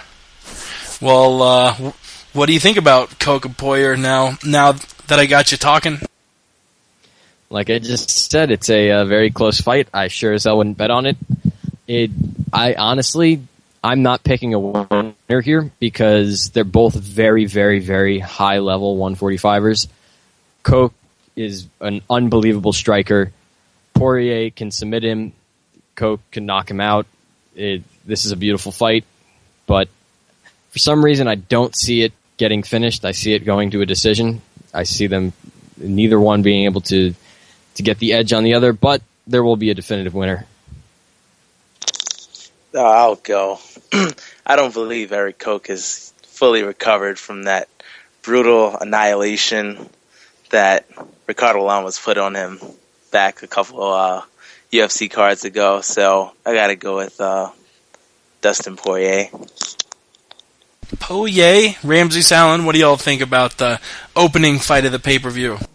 I don't even know who the fuck these people are. That's all I have to say. Yeah, since Ramses doesn't give a shit, I'll just go out there. I'll go out there. Dustin Poirier is from Louisiana. He's from Lafayette, about 35 minutes from where I live. He's a great fighter. Watched some of his first fights before he even made it to the UFC. He's in Fightville. Check the DVD out on Netflix and buy it. He's a fun, amazing, entertaining fighter. He always brings it. He likes to stand and trade. He can, do everything on the ground. His fight with the Korean Zombie was fucking amazing. His fight with Cub Swanson was entertaining. He beat Jonathan Brookings' ass. I've got Dustin Poirier. He's gonna win. He might knock out Coke. I mean, after Coke got knocked out that last fight, like Yao said, I don't know how you recover from some shit like that, because that's pretty devastating. So I got my boy Dustin Poirier winning this fight. I don't know how, though. He knows Poirier's going to win, but he's not sure quite how. Next fight is a fight at heavyweights. We got the Wisconsin native Ben Rothwell taking on Brandon Vera, who elected to fight this fight instead of 205 at 265. Vera coming off the loss to Shogun Rua back. Or is this Vera's first fight since his loss to Shogun, Ross? Yes, it is. Yeah, it's been sort of a while. That fight was just about a year ago at, I think, the third or fourth UFC on Fox against Shogun versus Vera. He lost via fourth round KO. And although Ben Rothwell, he's no Shogun when it comes to the strike game, I think he's going to be able to, Vera could show, some flashes of how he was early in his career and get a slick knockout on Rothwell, because Vera does have great Muay Thai and could string something together, but the way I see this fight going, Rothwell is no stranger to standing and trading with someone. He will be willing to strike with Vera, and if he uses that to sort of close the distance against Vera, grapple with him, maybe pin him up against the cage, maybe take him down. I don't think this fight gets finished, and I have Rothwell winning the judge's decision. What do you guys think? Let me tell you something. Brandon Vera, who the fuck even knows what his name really is? Fucking remember when he fought Shogun, and even though he lost, people were talking about him like he was the second coming. Well, guess what? Now, a year later, he hasn't fought, so guess what? He's reduced to being a bum. This is going to be like second help. This is going to be like sloppy seconds. He's done. Brandon Vera, I don't believe in you. You fought a bum fight against a bum. All right? Shit. How long did it take Chael? And you fought some sort of war against Shogun? Give me a fucking break. You got nothing left. And Ben Rothwell, I can't even tell the difference between him and Tim Bosch. I don't care which one of them dies first in this life. That's the word on the street. Damn. Can't tell the difference between him and Tim Boach. That's good. That's really good. This fight, I'm not one to call bum fights a lot, but this is a bum fight. It's Brandon Vera looked terrible at the weigh-ins. Ben Rothwell looked hairy at the weigh-ins. This is going to be boring. I have no interest in this fight whatsoever, to be honest. You don't like a hairy man, Ross? Pass. Oh, I guess he does. Alan, what do you guys think? This is a bum fight, like both these guys said. I mean, the loser probably gets cut. I know somebody probably already said that, but it's true. Damn, all you guys calling this a bum fight. Alan, can you save us? I wish I could. I think Brandon Vera's got more heart than he's got skills, talent, or anything else. But I think somehow he pulls this out. Ben Roethlisberger, let's face it, the dude needs to go work construction somewhere. He's not a UFC fighter. He's not an MMA fighter. The guy needs to fucking put on his, I don't know what you call it, the fucking lumberjack style shirt and go fucking chop some wood or some shit. I hope Brandon Vera wins just so he doesn't get cut and Ben Roethlisberger does. That's all I got. Ben Roethlisberger, god damn. Let's move on to the featherweights. In odds-wise, the biggest mismatch of the entire card, Chad Mendes and Clay Guida. Chad Mendes, a huge favorite after losing the championship fight to Jose Aldo back early 2012. He's won 3 times. To Cody McKenzie, beat Yautzin Meza and beat Darren Elkins. Clay Guida, coming off 2 losses to Benson and Gray Maynard, just beat Hatsuhioki via split decision. I think Chad Mendes is going to pose a lot of the same problems that Gray Maynard posed him, and unless Clay Guida decides to turn around and run from Mendes again for 3 rounds, which I think the Maynard-Guida fight was actually a 5-rounder, I think Guida just doesn't have anything for Mendes. On his side, he doesn't really have the accuracy or the power to do anything to Mendes, nor does he have the ability to take Mendes down. Mendes, on the other hand, has very, very accurate hands and has pretty good power in his punches. I don't think he's able to finish Guida because we know Guida's just got an iron chin, but I do think Mendes puts forth a performance. I not only am calling a Mendes decision. This is going to be a 30-27 or a 30-26. I'd be shocked if Guida even wins a round in this one. This fight is a lot closer than people think.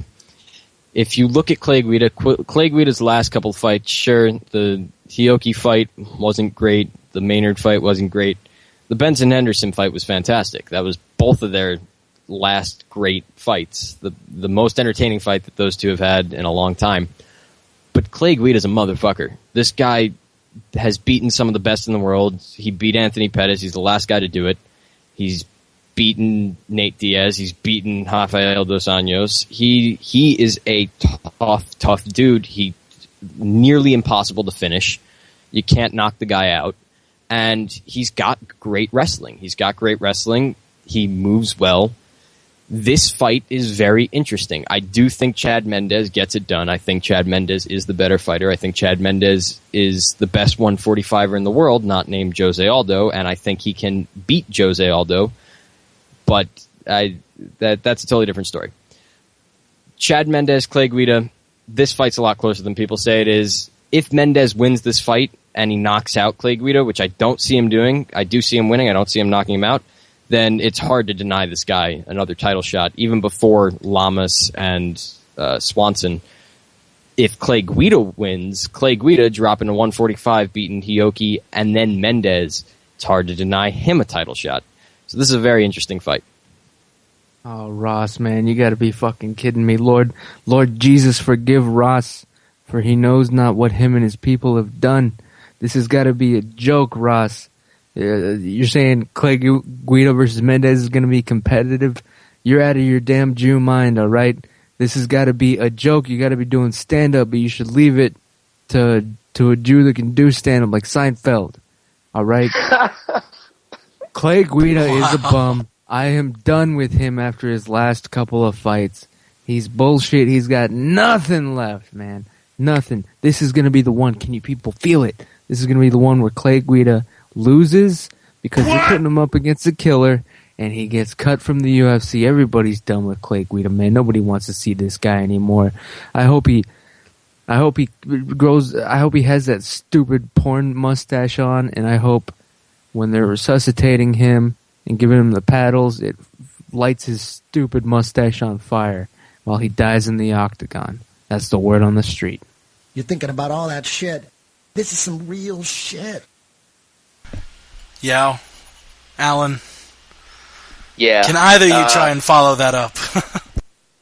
No, I can't really. I mean, it's the word on the street. But I think Chad Mendes is going to submit Clay Guida. You know, he's susceptible to the guillotine and the rear naked choke. And we all know the Team Alpha Male guys, those are basically those specialty chokes. So I think Chad Mendes gets it done quickly today in a couple hours. In 2 hours. Yeah. I don't even know why I'm going to talk about this, but I guess I will, just because I hate Clay Guida. I only hate maybe 3 fighters, and Clay Guida's one of them. He lost to Hatsuhioki, but somehow he got a decision nod from the judges. You know, that shit happens all the time. Clay Guida doesn't like to fight. He likes to wrestle, so he should fucking go wrestle somewhere, because he doesn't try to attack. Once he gets top position, he doesn't do anything. He just likes to run and jump and bounce around the fucking cage. And when Chad Mendez catches him, Chad Mendez is going to finish his ass. And it's going to be so, so beautiful. And I just wanted to say I didn't see the pictures because I missed the Brandon Vera, Ben Rothwell weigh-in or whatever. And I just looked at the photos. And do any of you guys know why Brandon Vera is wearing a Speedo? Fancy boy.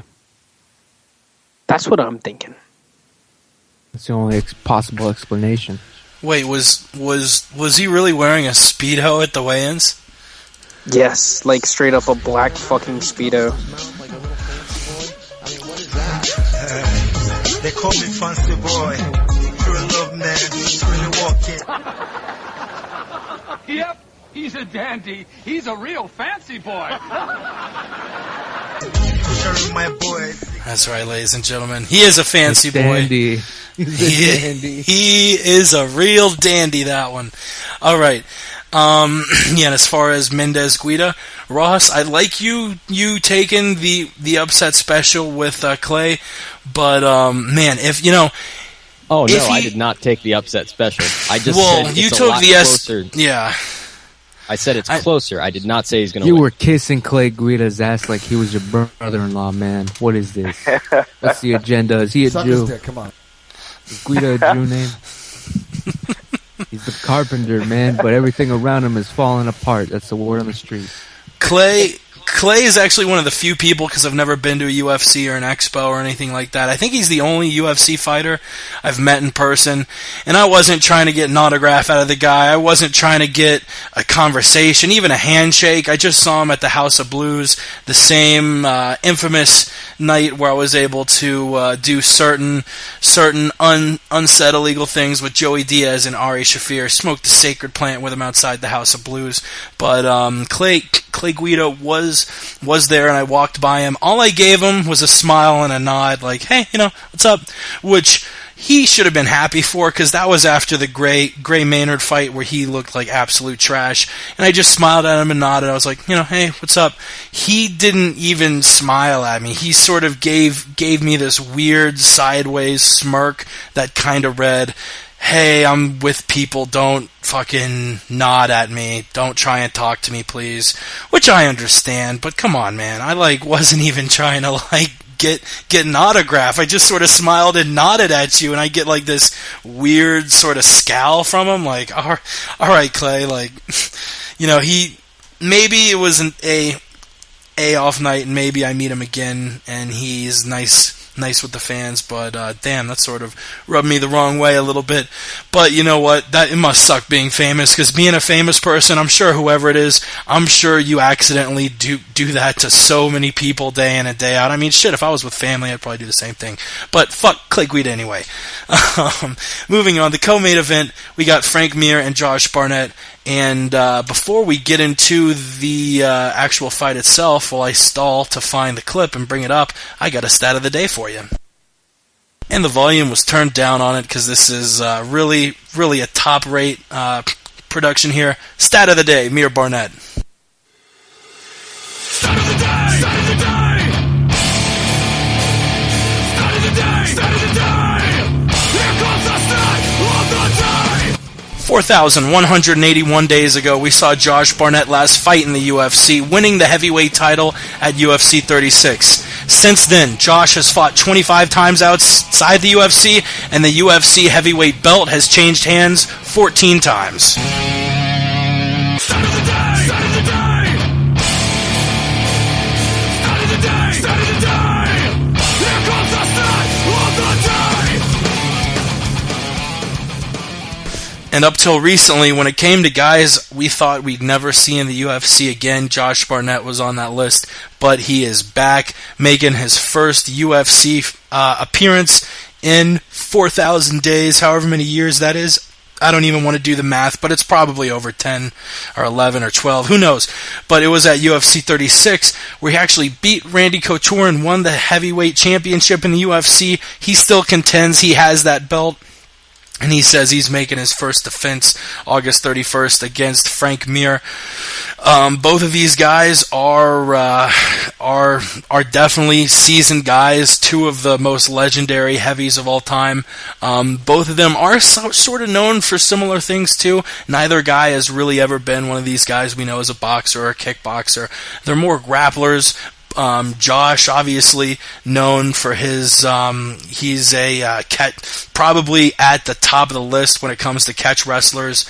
Honorary black belt in Brazilian Jiu-Jitsu under Eric Paulson, coming off a win to Nandor Gelmino in that Strikeforce finale. Before that, he lost to Daniel Cormier. Frank Mir, also in his last fight, lost to Daniel Cormier. Before that, he lost in the title fight to JDS. He's more of a Jiu-Jitsu guy, has a black belt in Brazilian Jiu-Jitsu and a black belt in Kempo Karate, even though we don't really think of him as a karate expert, but he fights with Jackson's MMA.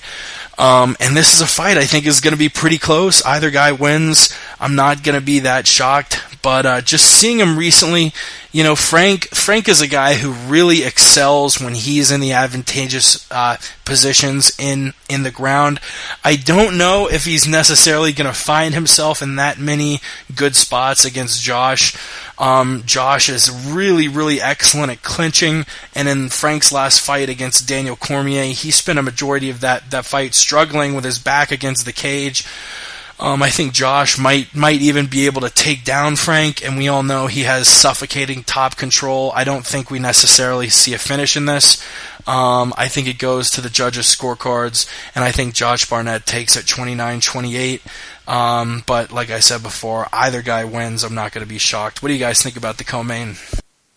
I don't see this being a pretty fight. I think Josh Barnett will win the fight, but I don't see it being a pretty fight. I don't know if he can finish Frank Mir because I don't think he's going to submit Frank Mir, and I really don't think he's going to knock Frank Mir out. Josh Barnett's not really a knockout artist. He's more the take you down, ground and pound, and then submit you. So it'll be a weird fight. It's not going to be pretty. Yeah, I got to kind of agree with Ross. This fight, it really looks like it's going to be a grinding fight. You know, I think... what is his name? Josh Barnett. I think he walks away with the victory. I just think I think he's a better fighter than Frank Mir. I think Frank Mir is more of a specialist, where Josh Barnett, I think he could just fight better than Frank Mir. So I think he walks away with the victory. My God, did you guys see what Josh Barnett looked like at the weigh-ins?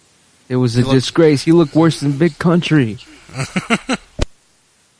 Big Country at a party, like off season, not even training for a fight, man. It was disgusting. Did you guys see it? Yeah, I saw it. It was nasty. I'll attest for you. Hey, it isn't like he never trained a day in his life. It isn't like Frank Mir has fucking washboard abs either.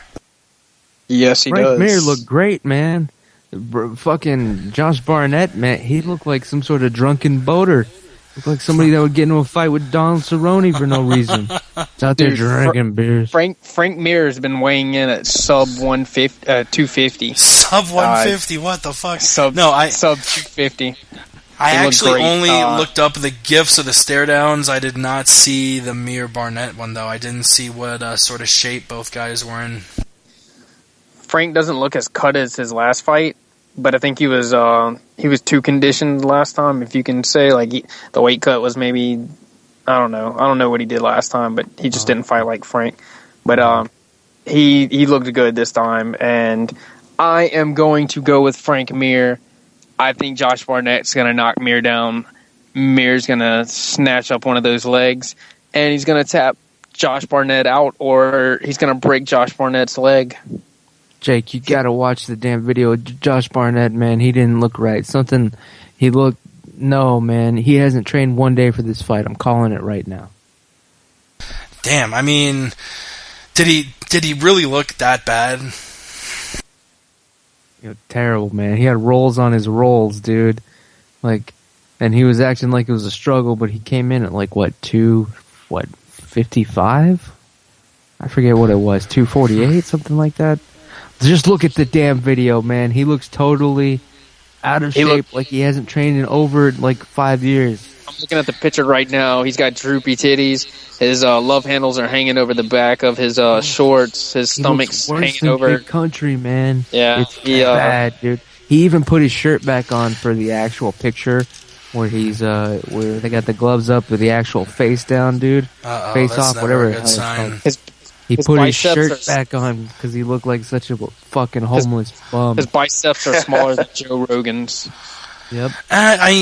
He never shows up looking like an Alistair Overeem or Brock Lesnar. I'm sticking to my fucking guns. He might look a little bit less than a Brock Lesnar or an Overeem, but the guy's got underrated skill. No. That's the fucking bottom line. Yo, what do you guys think? Do you think the winner of this fight has a chance to get another title shot, whether it's Mir or Barnett?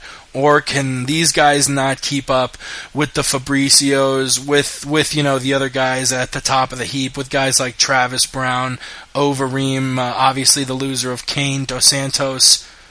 What do you guys think about these dudes being able to rise to the title? I don't think these guys get a title shot if they win. Maybe with 2 wins after this fight. I think one of these guys would have to string together 3 wins. I think Barnett's got an easier shot of getting a title shot just because he left the UFC with the title.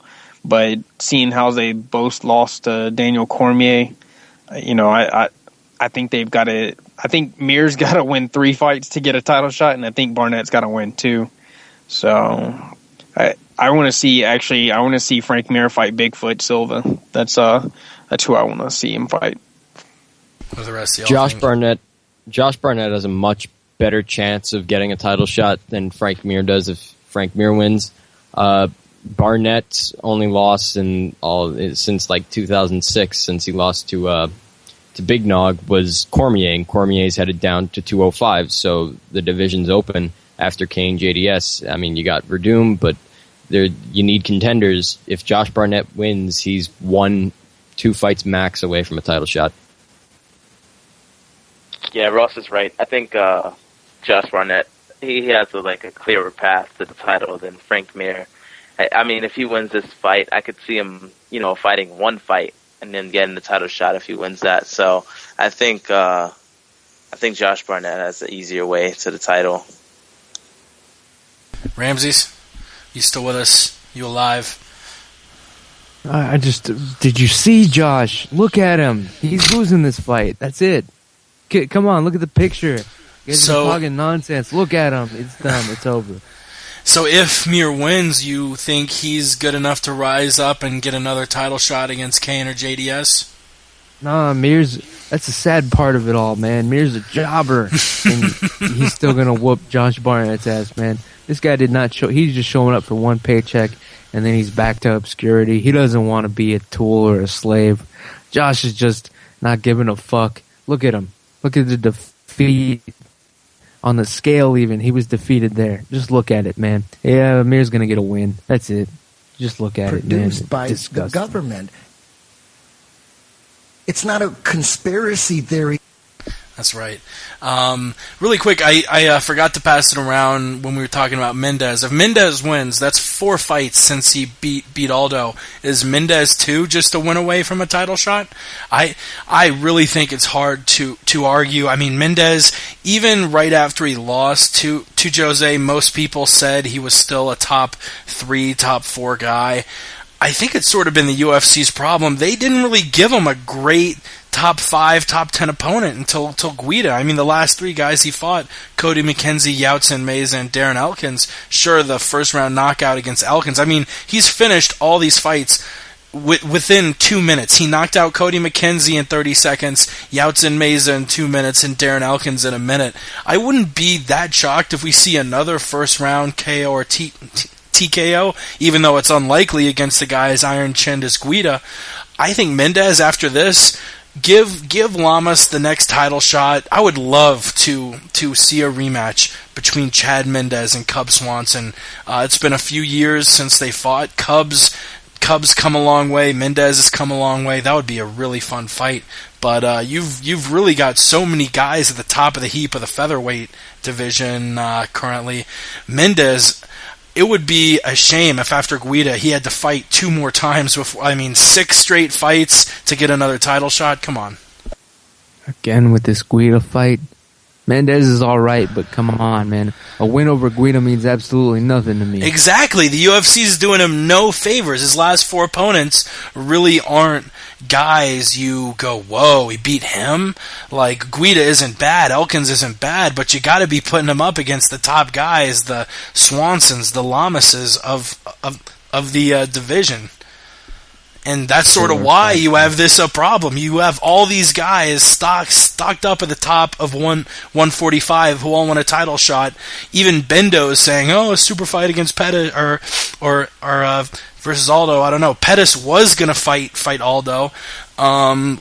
It's just they are not giving these guys like Lamas and Swanson really good enough fights that whittles the contendership down enough to where you have one guy that stands out. Instead, at 145, you have 3, and that's not even putting Frankie Edgar in the mix.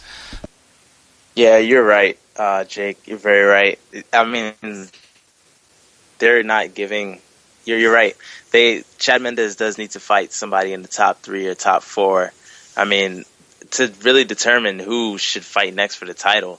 Like you said, you have Ricardo Lamas, you have Frankie Edgar, and you have Cub Swanson all at the top. So they really need to fight each other to see who is the number 1 contender for the title. Yeah, and after that, I mean, you got Lentz, Elkins now making his way back up after beating Hioki. Go ahead, Ross. It all depends how the fight goes. We can't say he deserves a title shot. He doesn't deserve a title shot. If he goes out there and he destroys Clay Guida like no one has ever before, just beats the shit out of him, knocks him out cold with a 15-punch combination, you can't deny a guy like that a title shot, especially after knocking. And if he does it in a minute, if he knocks Clay Guida out in a minute after knocking his last 3 opponents out in literally in less than 2 minutes, pretty much a minute each, 2 minutes each, I just don't see how you can deny the guy a title shot again. Yeah, the guy's never been KO'd or TKO'd in his career. Last time he was finished was in 2009, the Kenny Florian fight. Alan, you still with us? You on patrol? I just don't want to talk about Clay Guida any more than I already have. Fuck Clay Guida. I hope Chad Mendes kills him. And that's what he said he'd do at the press conference. He said he would kill Clay Guida. So there you have it, people. Clay Guida is going to die. Those are powerful words. Let's get to the talking point I've been waiting all night to talk about. One of the most razor-thin title fights we've seen in a long time. The rematch of Benson Henderson and Anthony Pettis. They fought once before back in the WEC. December 16th, 2010, the last show the WEC ever put on. WEC 53. Rest in peace. My favorite defunct MMA organization of all time. Never forget the WEC, ladies and gentlemen. Benson Henderson lost the WEC lightweight championship to Anthony Pettis. Anthony Pettis was supposed to come in and get an immediate shot.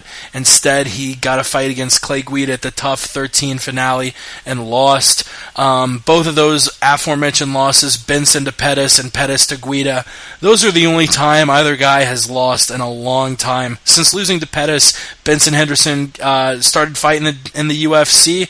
He fought Mark Bocek, Jim Miller, and Clay Guida. Eventually got that title fight against Frankie Edgar. Hasn't looked back since. Has defended the belt 3 times against Edgar, Diaz, and Melendez. Looking to become the first lightweight in UFC history to defend the belt 4 times. And he's doing it against the last guy he lost to, Anthony Pettis. Tony Pettis, as Ramses likes to call him. And I think Vegas-wise, Pettis is a slight favorite. Pettis has looked absolutely outstanding. His last 2 fights were the knockouts of the night against Joe Lauzon and Donald Cerrone, absolutely destroying either guy. We thought we were going to see him fight Jose Aldo, but Pettis was injured. Grant pulled out of UFC 164 like our boy Ross Finkelstein predicted would happen a month before it happened.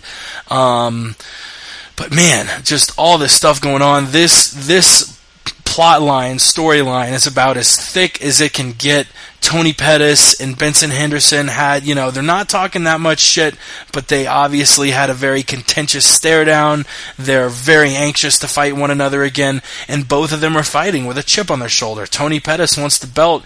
Benson wants to avenge the only loss on his record in his Zuffa career.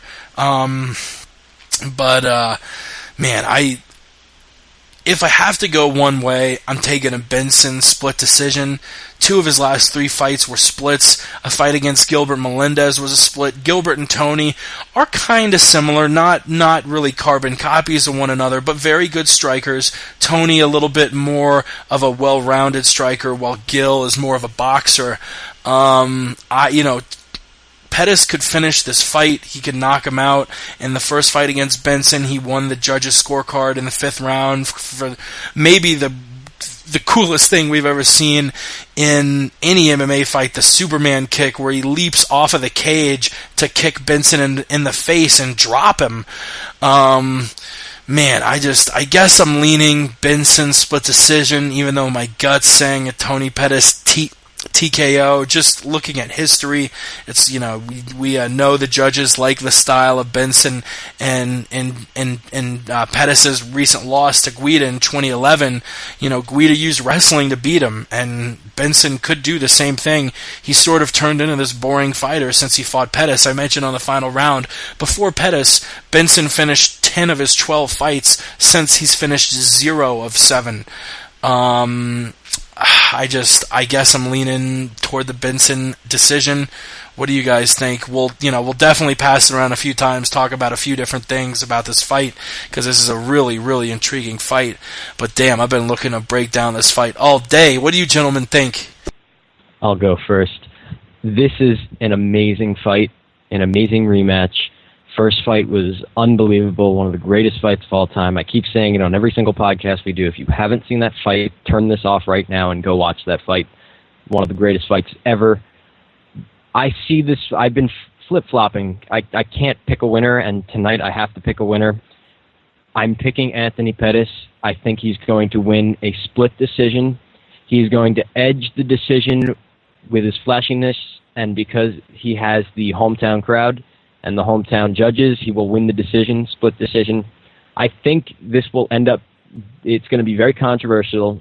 I think Ben Henderson's going to take him down a couple times, and I think, in my eyes, I will see Benson Henderson as the winner because of takedowns and certain things. I think a lot of people will see it the same way. It's going to be a very, very, very controversial decision, and I think Anthony Pettis wins via flashiness, split decision. He is a flashy motherfucker. Look, Tony Pettis is a good friend of mine, alright? We go way back. This is it for him, people. This is not a UFC title fight. This is Anthony Pettis defending his WEC championship. You understand me? It's a rematch here. No reason to suspect it won't be any better than the first time. Same result. I'm actually predicting that he will destroy Benson Henderson in the first round of this fight. Mark my words. It's going to happen. Not even close. I just spoke with the Lord Jesus Christ himself earlier. Earlier today, he said he's done doing favors for Benson Henderson. Bet everything you got on Tony Pettis. That's the word on the street. And we got Mayhem Miller weighing in on Twitter on the UFC 164 main event, tweeting, "I should have let you kill yourself. I should have let you kill me. Woulda, shoulda, coulda." Man, I really hope he finds some help soon. That man seems to be going apeshit crazy. Yao, Alan, what do you think about Tony Pettis and Ben Henderson? All I can say about this fight is that it's very close. Too close for me to call, and I can't wait. In about a couple more hours today, we'll see who's going to win.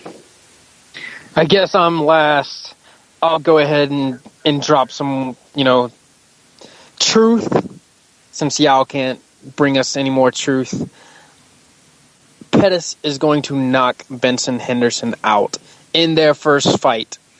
It was a close fight. it was back and forth. Both men, took advantages at different times of the fight. They going all the way down to the wire. Pettis took that last round and took that round with not only, being dominant the first half of the round, but also with the kick at the end. There's a lot of things that have changed since then. Yeah, Pettis has lost, but, those losses don't really matter. They were kind of close. Pettis is a better athlete now.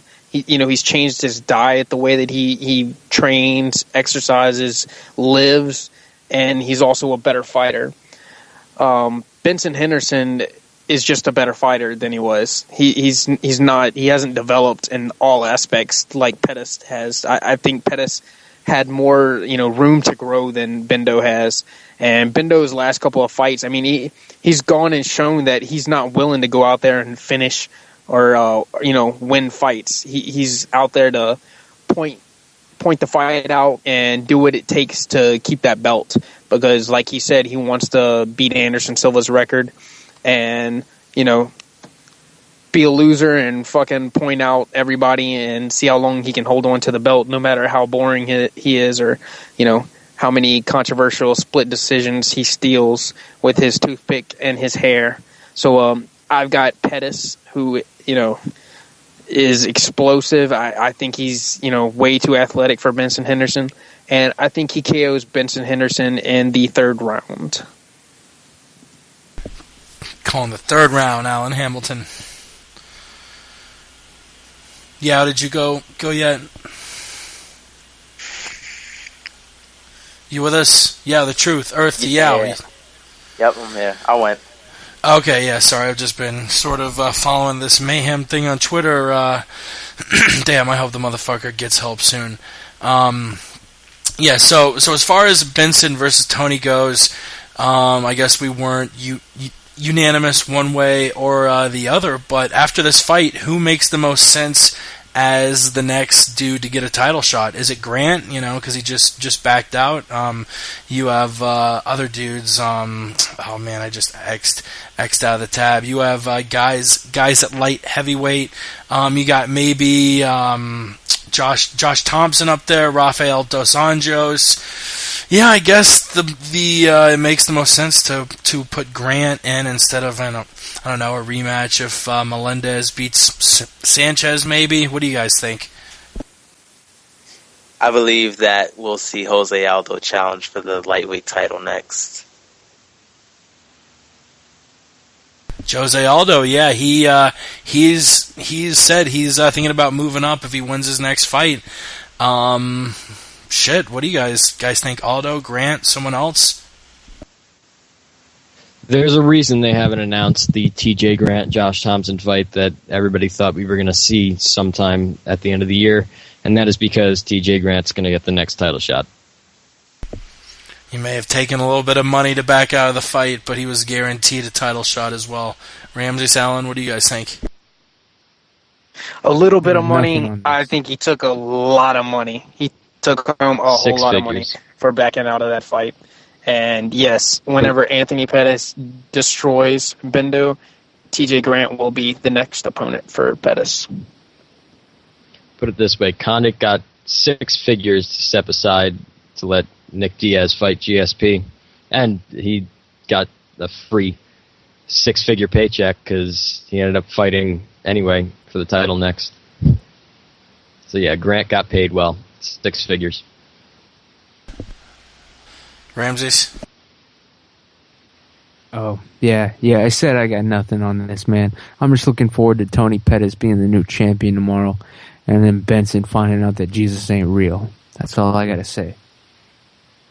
All right, final thing I wanted to throw out, with all the championship fights coming up, I know a few you were picking Pettis to beat the champion Bendo. We've seen way more championship defenses than championships moving hands. I believe the only title that's moved hands so far in 2013 is the middleweight title, Anderson Silva to Chris Weidman.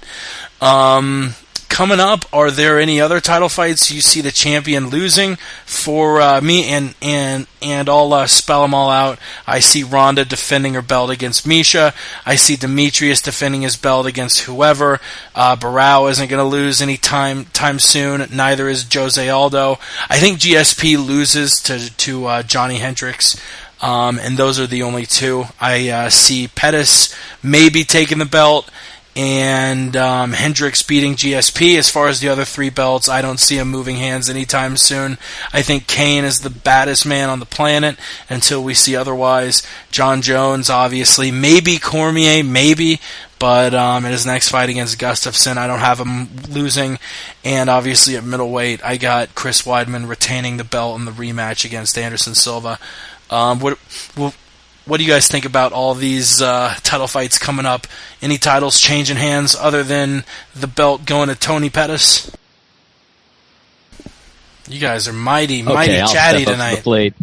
I will step up to the plate. You know, I keep going first, and I don't like keep going first. You're a leadoff hitter.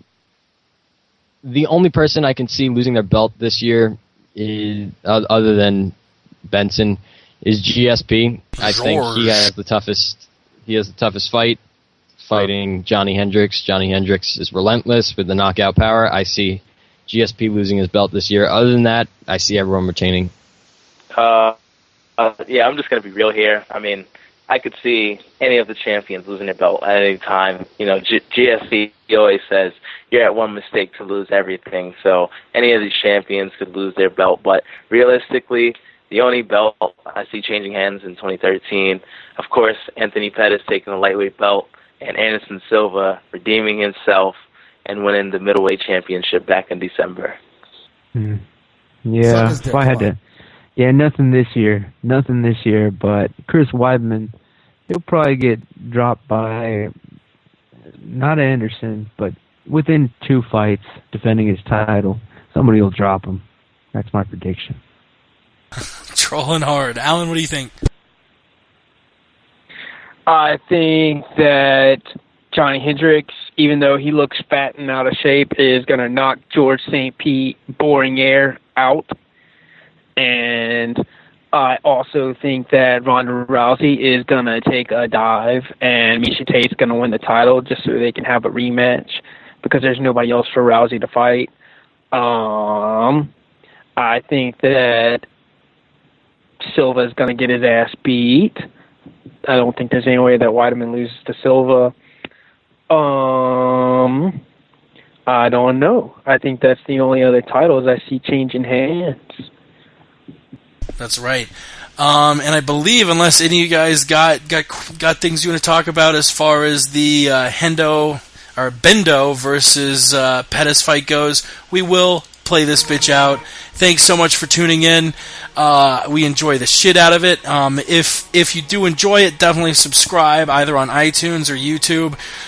You can click the little subscribe button if you're listening on YouTube, or go on the MMApodcast.com, click the iTunes link at the top, and subscribe there. You can also tweet us at the MMA Podcast. You feel like shooting us an email for some reason, the MMA Podcast at gmail.com. We love doing it. Like I've said before, we're going to be around here a while doing it just because we enjoy it so much. And as far as the other guys, Ramses, where do we find you on Twitter and all that, and where do we find the word on the goddamn street, cocksucker?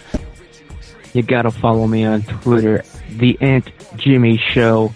And guess what? Within 2 weeks, you'll have a stack of panties, trophy panties in your closet. Word on the street.